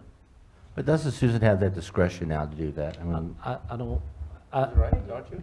I think we need some little stronger wording to help Susan with that, but, We're going to work on that. Right, now, does Okay? anybody else So, have- here's my deal with weddings, and I want to know what the consensus of council is on this. I have my opinion, that doesn't mean that my opinion rules. We've got 5 people on here. When you have a wedding, my concern has been that they're usually evening events. A large tent is usually erected, and I don't think you can put up a large tent without tie downs and stuff. There's always heavy drinking involved. If anybody been to a wedding lately, I see these young kids who get drunk out of their minds. I mean, sorry. no. Mr. Serrato is holding the microphone close to the jewelry and it's, Oh, okay. I couldn't figure it out, thanks. So the other concern is that even if you call it a mid-impact event or a high-impact event, if it's 100 people or more than 150 people, let's say it's less than 100 and they're not going to pay anything, the last thing in the world I want to see is our park being reserved as a venue for weddings. I don't think that's appropriate. I can see people saying, hey, free venue, I don't have to pay anything. Or the charge is $100 as opposed to renting, a wedding hall or an actual wedding site. Okay, that's... So that's my concern, along with noise, music. My concern of this surrounding residents, the people who live in the area. We all know how sound travels on the waterways and in this town. It's between the drinking and the noise and the active use of the park on a That's really... and on an event that really doesn't benefit the town of But Sunset that's- Beach. I'd almost like to see us say, no, we're not Well, going to do that's really a weddings. matter for when we discuss what the Well, proposed I'm changes trying to are. get some sense now so we know what to draft. So that's why I want to just ask a few basic questions. How do you all feel about weddings being held in the park? That's question number 1. I don't have a problem as long as maybe Susan could put a police officer patrolling there and charge her for that officer. I don't have a problem with weddings in the park. Or you limit no drinking. Or limit it to just beer and wine. I don't have a problem with weddings in I'm the the park. only one who sees Well, issues. Carol with brought- having people saying, what a cheap venue. Let's go to Carol brought Sunset up a good Beach. point about they go later in the evening. Maybe with that, and that brought up the bird's on my shoulder right now, and people that live near there are going to hear it. Maybe we put restrictions on when it needs to stop. I Don't am we have a noise ordinance? almost certain that the noise ordinance takes care of that. You also can put a time limitation on it. And I would also say if you want to put a limit on the number of events on any given week or any given month, and someone comes in and the number has already been exceeded and they want to pray to this council or to Susan to make an exception, put yourself in the flexibility of allowing that, because if you limit it to 4 events a month and those 4 events were not as detrimental or impactful detrimentally as you thought they would be, you give the discretion to your town administrator to make a call on making an exception to that rule, because you want people to enjoy the park and you want to protect the park, and there's this nice common So I think goal. I have a sense of, I'm in the minority in this, but I think there are things we can do. I could think there that would will- be regulation. Yeah, that will make Well, it better. if you, Okay. if you restrict weddings, then you get into restricting different events, and that's what, you can't control it. No, we'll argue that out when we get... to Question number document. 2. In Susan's proposed fee thing, and this was a little bit different than what I had originally proposed, she's got 3 separate things. No charge for a low-impact event, less than 50 people a day, and that's fine with me. But she's got $100 for a medium impact and $150 for a high impact. I would propose that that high impact fee be $200, not $150. your thoughts on that, on the amounts listed in your handout. I agree with the 150 for the medium, 200 for the maximum. Anybody else on medium? Well, the only thing that I worry about is there are people who lease land for other activities in this town. I don't know what they pay on private land. Are we charging less? And I think that's Well, not, the charge, my approach is the charge is not what other people are charging. Any fee that's charged for use is not to make, not for the purpose of making money. The purpose is to cover the. Cover expenses. Yeah, well, they pay for the expenses. We've got a very detailed list of things they have to pay. But the impact on the municipal facilities and whatnot, and I think the fee should be commensurate with that, and it should not be a money-making proposition No, or but- based upon what other people do. no, I I mean, what understand other. that, but are we charging less than what other private people who lease land? But if you Rich, don't we got a care list of other about it- parks in other towns, what they were charging. Susan provided that to us. But Peter, also, I want to make a comment on cleaning the bathrooms. You know, Susan recommended $25. I think it should be up to $50. But you know, some of those bathrooms are pretty nasty after some events. Not the farmer's market, because they do a great job cleaning up. There's already a $45 special fee if it needs additional cleaning than the 25. I'm just It's saying in we there. Just put a $50 there. That's what I'm looking at, John. Okay, and also on the firefighters, $25 an hour, I don't think covers a fireman out there. They're up there a few hours. They should get $50 an hour. And for the on-site fire truck should be $180. And on a site police car should be $50. And the last is if our rescue boat's out there for the fire department, it should be a $200 fee. It's not cheap to bring that boat out there and have 2 men manning.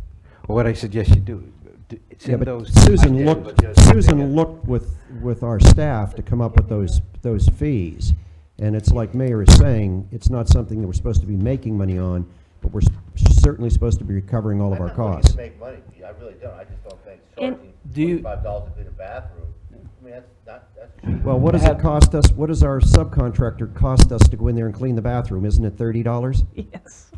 And the thing is that when we have used her for a Hazmat? yes, thank you very much. Incident, they were charged the $45 per employee to assist. So we are recovering those extraordinary costs associated with not general routine use. Well, they're just my recommendation. Look, Well, we've my done- question- we are not going to be able to get everything we individually want in any set. We'll do the best we can to see that people's views are reflected appropriately, and let's see what happens. I think I have May I enough ask a information. question? I'm sorry. May didn't I hear- ask a question? I didn't hear that you were asking. I was trying to. Didn't hear that, I'm sorry. Okay. Susan, related to that, I mean, have you calculated and figured out what are the extra costs to the town based on the usage? You know, Actually, we have through this fee schedule and through all the different special event providers, where they brought in toilet paper, where they have cleaned up the restrooms, where they removed the garbage, we have minimized the cost to the town. It is almost zero. So what do we need this revenue stream for? This is for revenue stream. No, these fees are for a hazmat incident, a rental fee, replacement of cones, replacement of barricades, overuse in time. Wear and tear job. Wear and tear on the park. We have Okay. multiple uses. I just wanted that pointed out clearly. I Okay. would just say as we come looking at these fees that we're going to do, we need to, one, look in the context of what is it we want to be doing with our park and how do we want it to be used by our citizens.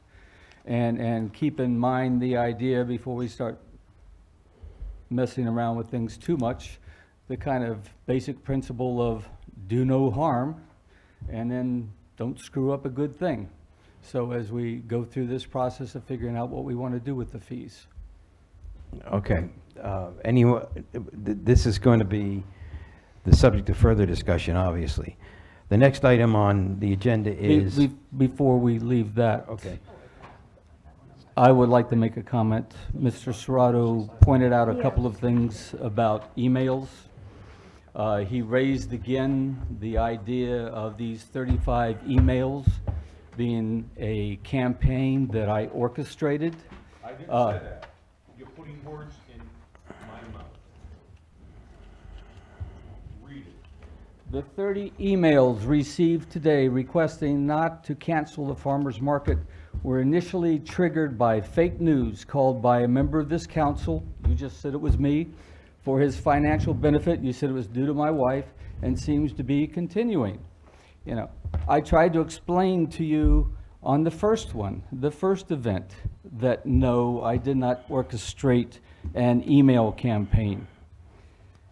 If you go back to, I've got the floor, I get to speak. You can wait till afterwards. If you go back to the November 15 meeting, when I was sworn in, and the first meeting I attended, and we discussed this topic, Councilwoman Scott mentioned that we need to talk about the usage of the park and the fees, and we should review them. Those are both two very legitimate actions that need to be done. And you brought up that you come from a culture that did not let for-profits use public parks for making a profit. You have multiple times, which will indicate that you were opposed to for-profits in the park. You have multiple times indicated that you did not like commercialization of the park. Commercialization of the park.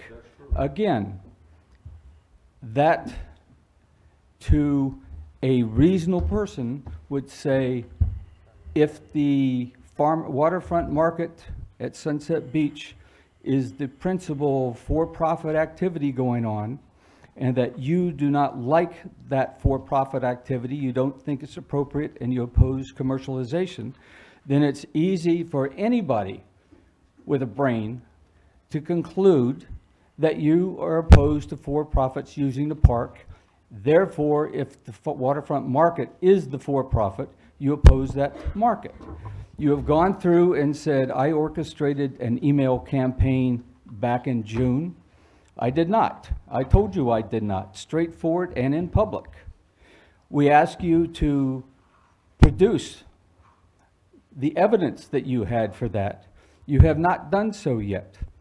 On the 22nd of June at the waterfront market at Sunset Beach, the LLC put out the word that they were concerned with the future of the market. On the 23rd, one of the managers of the LLC put out an email, not me, that said one of the council members was opposed to the continuation of the waterfront market, and I forget exactly what the words are, but I have them here somewhere. On the 24th, I sent an email to the town council saying I supported the fact that the citizens of Sunset Beach, the vendors and the visitors came out so strongly in favor of the market, and they liked the park, and they liked the market.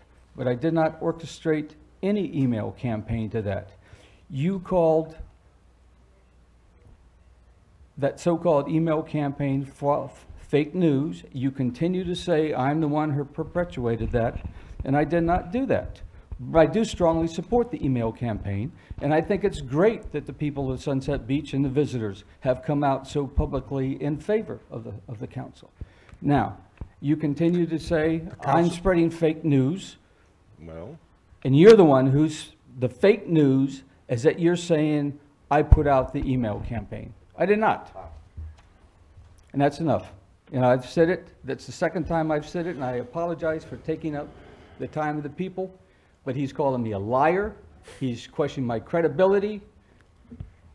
Well, the only thing I would say, and I refute that. Listen, the only thing I want to say, John, if you had credibility, does your family make money off the park? No, I want the answer. Yes or no? Does your wife make money off the park? All you simply have to do is recuse yourself, and none of this would be happening. I don't have to recuse myself. In my opinion, you do. Well, not in the opinion. actually- Not in the opinion of the town attorney. Well, one, not in in- the opinion of the town attorney. at this Well, point. and, He said not at this point, and at some point, you may have to recuse yourself. No, I is won't. what he said. Well, my wife submitted her resignation from the LLC last week, effective yesterday. I'm sorry. Yeah, she has no financial interest anymore in this activity, and she did it for personal reasons. I'll leave it to you guys to figure out what those personal reasons were. And so I can speak to the You're a park, free to the man. market as much as I want, and to the fees as much as I want, and I'll continue to do that. Just for the record, my advice was that Mr. Corbett did not need to recuse himself, did not have an impermissible conflict, and it's on a continuum scale. Depending on where motions and resolutions proceed to, depends on whether or not you have to take another evaluation at that point in time on the continuum. Just generally talking about rules and regulations for a park don't even meet the pale of an impermissible conflict. all right, Thank you. Mr. Mayor, may I respond? Did you say no? No, I didn't say no. The fake news you admitted to at a meeting. And you blamed Carol Scott and I because Carol wanted a discussion about park rules and usage. And you equated that because of my philosophical stance that public trust funds or public trust land should not be used for profit-making organizations off the taxpayers' backs. Okay? You automatically said that I was against the farmer's market. Now, Carol Scott has spoken to residents on the island who said that Rich Serrato was doing away with the farmer's market. I don't recall this at all. I Do don't. you want my email? This is deteriorating very quickly. And it's going to continue to deteriorate. I'm gonna call a halt to this discussion. Call a halt, All right. The next item on the agenda because is, people have short memories. Mr. Mayor, do you wish for me to stick around for the remainder of the agenda items, or is there something on there that I need to speak about? No, we're going with the, you. I mean, I'll stay. I serve at the pleasure of council. the only thing is, discussion concerning the conflict of interest policy. Susan? So, Rich, do you need the attorney here for that discussion, or were you just going to give direction to us?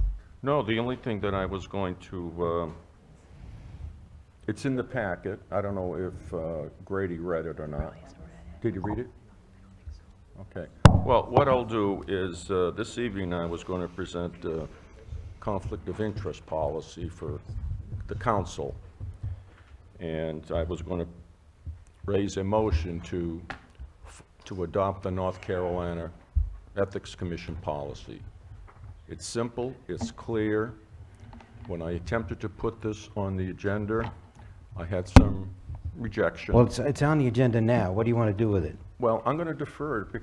I'm going to move it on to the next council meeting, have Grady examine it, and give you more time to examine it. Well, I will say this, for what it's worth. The town can make a conflict of interest policy. Yes, it can. If it wants to. There's not one thus far. And you I've mentioned not that looked at once. the meat Yeah. and potatoes of yours yet. Yeah, but no, I will. please review it. Right. It's not a legal issue for grading. The town can do something. Exactly. I don't need a legal opinion from Grady.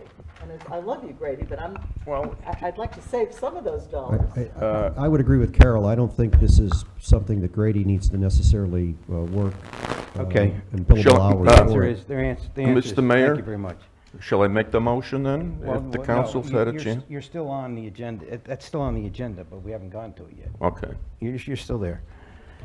Before we leave park rules, fellow council people, if you could get any suggestions to me, because I'd like to bring this thing to a head sooner than later, in other words, within the next 7 days, so I can sit down with Susan, and then I can get back to each of you individually about some of the, maybe the snags that your suggestions might create, because you deserve a an answer. I'll meet up with you All right. in 2 weeks. All right, the next item on the 2 agenda weeks, we'll is say, is a the deadline. discussion Go and ahead and get all of that. but- discussion and possible adoption concerning the proposed UDO amendments for Article 1, 2, and 7 Building Codes, Regulation, and Standards. So this is one of those items that we had asked be deferred until we got a chance to talk to Hiram. I had some questions, Pete had some questions. We did meet with him, and you've made those corrections. And I made the correction that Mr. Corbett also requested at the last meeting as well. And which one was that? Where would I find that? That would be under, let me get back to the actual agenda item where I have it all tabbed out. You talking maybe Section 2.21, debris from. debris? I was just going to say the thing you made in red, which Yeah, which that's it's fine. changing out A for more clear language, same intent, different language. I move we adopt the changes as specified in item 8C. There's, and- I have, Carol, before you make that, Hiram, could you go to page 5, section 2.23? B is in Bravo. It's not, in there's no red. 5 pages. No, Well, it's it's section section 2.23, street address display. B. B Bravo. In the first line, the word with, I think, should say which. Aha, yes. Okay. Just to point out for clarity's sake from future reference, typos, we can change those at any time. Okay, good. Good. Nothing requires an amendment for a typo, so if we made a typo during the passing of an ordinance, we can just change that, so. But I've also, there's another typo in there if you really need to see it. Right above that, the last sentence of A, I was typing this straight from the fire code and instead of from up at 4. So there's, We'll assume we've you're already gonna caught a correct few it. typos, so. All right, so I'm making a motion that we adopt the ordinance as phrased in agenda item 8C to amend Article 1 of the Unified Development Ordinance of the Town of Sunset Beach. Any other discussion? None appearing. All those in favor? Aye. Opposed? The next item is you. consideration of adoption of Main Street Sidewalk Budget Amendment. Yes, this is a housekeeping item. You took action on this at the last meeting. You need to formally adopt this amendment. Do I have a motion to adopt the amendment? I have a motion to adopt this amendment. Any discussion? None Yes, appearing. I'm going to continue to express my concern that this is $400,000 that we would better spend on stormwater, the stormwater issue that we have in the town. So I am not in favor of the Main Street sidewalk. All right, but this is expenditure. just administrative, changing it from one account to another account. All those in favor? Aye. Opposed? Opposed. The next item was an add-on, Mr. Serrato's motion regarding stormwater. Wait a minute, you're missing one. Oh, I'm sorry, yes, I am. Consideration of the adoption. No, that's, You're right, no, I'm right, stormwater management is old business. I'm right. Yeah, It's- is it You're right. 8E? Yes, 8E. Okay, thank you, Bob. This past Thursday, the Coastal Federation made an excellent presentation and offered to freely assist the town regarding our stormwater management program. I would like to file a motion to accept the Coastal Federation free offer and have them to partner with McGill Associates, the town's administration, and the town's planning board as we begin this essential project and lengthy educational program. Rich, I just have to ask one question, Susan. Has it worked with other towns with stormwater? Coastal Federation? Yes, yes. In fact, they're working with us on our Living Shoreline project. So you have a problem with this, or you're welcoming them to help us? My only hesitation is that we do not get billed from McGill. We don't need McGill. We've already adopted the plan. Yeah, we've already adopted the plan. It's already done. We are in the process of hiring a stormwater manager. We will take any and all assistance from everyone who's qualified to do so. Do we really need a motion for not- this? I mean, we didn't for the living shoreline. I don't It's- think you do, but it is Mr. It's on Serrato's the board. item. So the only thing to be eliminated from the motion is to interact with McGill Associates. They're done. Okay? Shall I amend the motion, Bob? No, I just amended it. Okay. Any other discussion? So, I mean, what is the commitment that we are going into in terms of collaborating with these folks?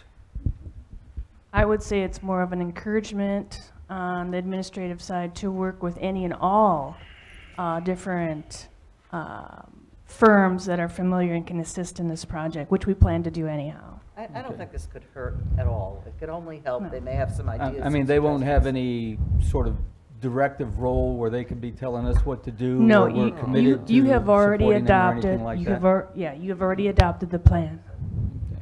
It's been by this. Yeah. We're not obligating ourselves to follow recommendations. We are, Not at all. okay. Peter, they're experts. We're not required to follow anybody. Any other discussion? None appearing, all those You in know, favor? excuse me, you just made a very interesting statement. You just said they're experts. They're experts. Well, we had an expert for dredging, and you didn't like what he had to say. He's not an expert. He's an engineer. He's not a scientist. There's a lot of questions that have to be addressed. Well, I'm calling for a vote on the motion. All those in favor? Aye. Opposed? The next item on the agenda is new business, consideration of approval of the ABC board letter concerning travel policy. Yes, Susan? we just need a motion from the council to allow the ABC board to use our travel policy. Please This is allow, housekeeping, we do it every year. I make a Yes. motion to allow the I agree. ABC board to use the town's policy. All those in favor? Aye. Opposed? The next item is discussion concerning conflict of interest policy. Well, I guess Grady left, so. and- Well, I don't have a problem putting a policy in effect. It doesn't hurt anything. So therefore, there's no gray areas, John, Peter. I mean, everybody knows what we got to do on subjects down the road. So why not? If you read that memorandum, if you think there are no gray areas, you've been drinking Kool-Aid. Well, If, wait a minute, why wait a can't minute. Grady look at it and approve it on? Hold on a second. We can adopt a conflict of interest policy. It cannot be the policy that was attached by Mr. Serrato. I want to explain something, and give me a couple of minutes. Chapter 138A of the North Carolina statutes deals with state employees and state elected officials. It's called the State Government Ethics Act, and it states purpose. The purpose of this chapter is to ensure that elected, appointed state agency officials exercise their authority. Second statute I want to bring to your attention is 153A, which is entitled Counties. 153A-44 deals with voting as members of a county commission. And it said that the board may excuse a member from voting, but only upon questions involving a member's own financial interest or official misconduct, or on matters in which the member is prohibited from voting under GS 14234, which is public contracts, 153A-340G, which is zoning, or 160A-388E2, which is a Board of Adjustment quasi-judicial action. Third statute I want to bring to your attention, these are statutes by the state legislature, is 160A, which deals with cities and towns. The paragraph that you're all familiar with is 160A-75 that says voting. It says no member may be excused from voting except upon matters involving the consideration of the member's own financial interest or official conduct, or on matters on which the member is prohibited from voting under GS 14, it's the same language as the county, with the addition, in all other cases except votes taken under GS 160A-385, which is zoning, a fair to vote by a member who is physically present in the council chamber or who has withdrawn without being excused by a majority vote of the remaining members present shall be recorded as an affirmative vote. Now, why did I go through those three things? There's a reason why 160A-75 says, well, first of all, you can only be excused by council members. As a county commissioner, you can only be excused by commission members. And the 160A-75 is the requirement for the affirmative counting somebody who's not recused as an affirmative vote. That's a state mandated. It's in the state legislature. You cannot eliminate it. Why is it in there? If you look at the legislative history of not just this statute, but But other statutes, like the zoning statute, one of the reasons why it's in there, one of the reasons why the legislature distinguished from municipalities as from state employees is, historically, North Carolina has had a number of small municipalities. You have some municipalities with 350 people. You have some with 800 residents. If they couldn't, if every one of those board members or council members had a conflict, they could never get anything done. I also use the example with regard to voting on the Board of Adjustment and zoning. The state legislature saw the same concept, that it says it excludes or makes a distinction with regard to towns that don't have a population of over 15,000 people, and counties where there's not a town with a population of over 15,000 people. And the recusal language is similar to the language with regard to what we're talking about here. So to adopt, you cannot incorporate the language from 138A, which is the state statute. Members of state, I'm reading from this, from what was attached to Mr. Serrato's submission. Members of state boards and state employees who are subject to the State Government Ethics Act. And I just read you the State Government Ethics Act. The language is totally inapplicable. Doesn't mean we can't have an ethics policy. Well, that's the but it point can't I'm be trying to that. make, Bob. Why can't we make up one? We can, but it can't be that. Okay, agreed. But that's can fine. we work on it and find one? That's fine. No That's problem. what Grady City, take that back and look at it and adjust. But it's got to incorporate, No, it's no. got to incorporate what 160A 75, or 75 says, that it requires a vote by the council and an affirmative vote if you're not recused by council, because that's legislative requirement. Bob, the law doesn't prevent us from doing things that are beyond the law if they are non-discriminatory. But Rich, No, the language, the legislature put that language in there for a reason.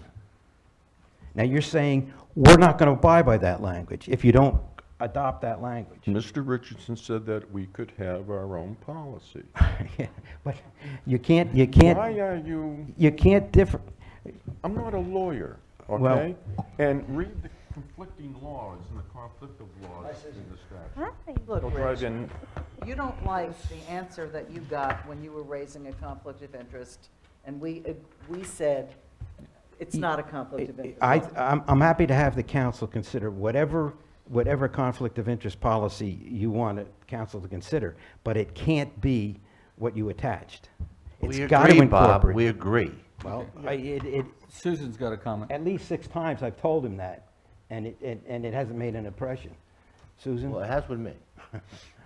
I can instead of inquire. preventing, why can't you help?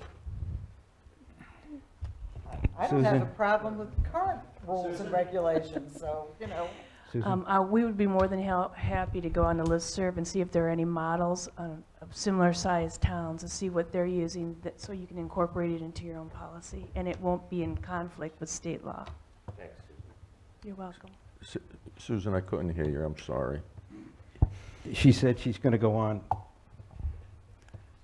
other resources Oh, okay. and provide that information, but it can't conflict with the state policy. State law. All right. 9C. Wait a couple of months, Susan. 9C, review upcoming agenda items and identify new agenda items. For the 19th, we have the access easement. We have the budget amendment discussion concerning fire fee system and additional equipment needs.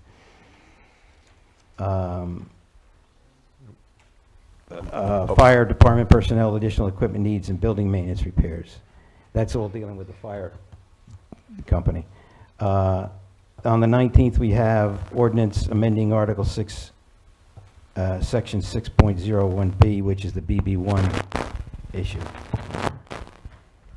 Mr. Mayor, so that I don't get confused, shall I put together a conflict of interest policy? And would you help? Or are you just going to be... Rich, We Susan's haven't go- even Susan's decided gonna among do it. council that we even want. our policy. Rich, Susan said she'd look into other towns our size about their conflict Okay. of interest rules. Thank you, So we'll Susan. get And back to us. that'd be a place to start.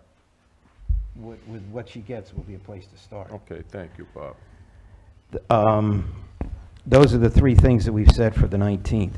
Now, what We about don't- park usage or park rules? Is that on the agenda again next time? Not for the, Not for the I don't think 19th. for the 19th, it's gonna have to wait until 10/2. Whatever, I just don't want to Yeah, kick. so let's put that on for 10/2. Is there anything on 10/2 that could be moved up to 9/17? 9/19. I mean, 9/19?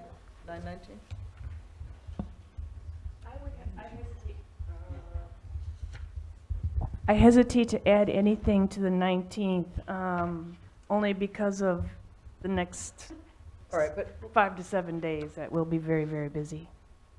5 and 6, those can be added. That really doesn't require any work or anything. We can make that decision early. You don't have to wait until October.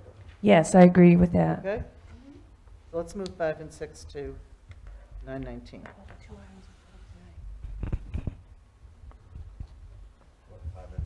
Yeah, And the park rules on October 2nd? yeah.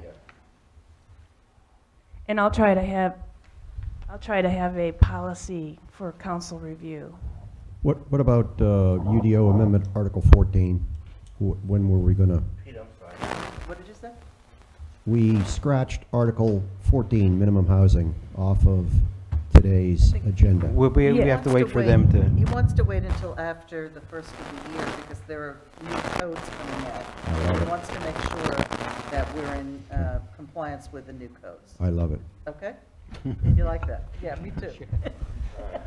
all right. The next item on the agenda is public comments. Now's the opportunity for the public to make comments. If you want to make a comment, please step forward to state your name and address, and try and limit your comments to 3 minutes.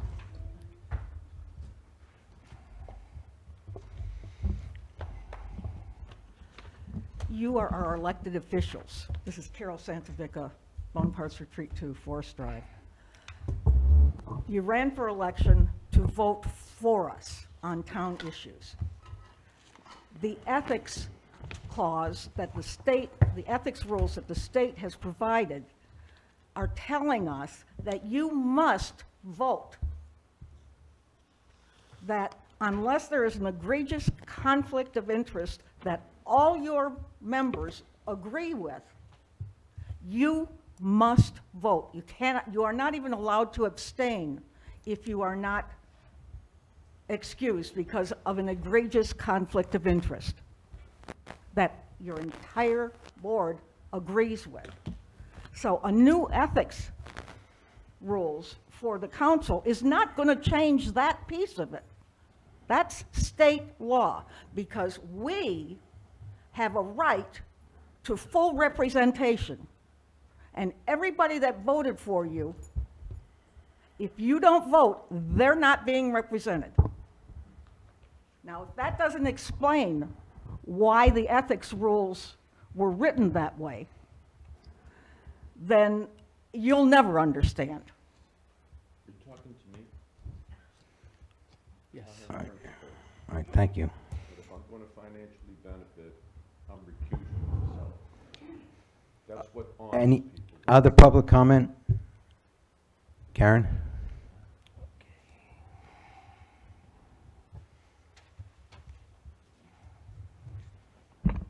Karen Joseph, 915 Sandpiper Bay Drive. I asked you to have a positive conversation. 99% of it was negative. How can we stop a wedding? How can we stop something else? How can we stop a profit? How can we stop, I don't know what else, a bar mitzvah? I'll leave you with this last thought. If the property owners on Sunset Boulevard that graciously allow Sunset at Sunset to use their land for free, either sell it or build the units that they intend to one day build, the only place the town of Sunset Beach's festival can go is the park. we make money because you don't give us any money. We have to make money to put on the festival because we have a lot of bills. And if you continue down the path I think I see you going, that'll kill Sunset at Sunset, which I know some people would like to do anyway.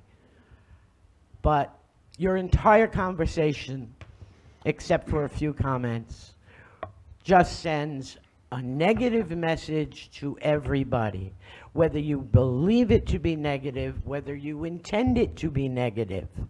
Perception is reality. The perception is you don't want anybody in that park doing anything ever. And I'm sorry, but that's the perception. And I sure hope the next time you beat this horse that something positive might come out of it. Thank you. Thank you. Any other public comment? Jan?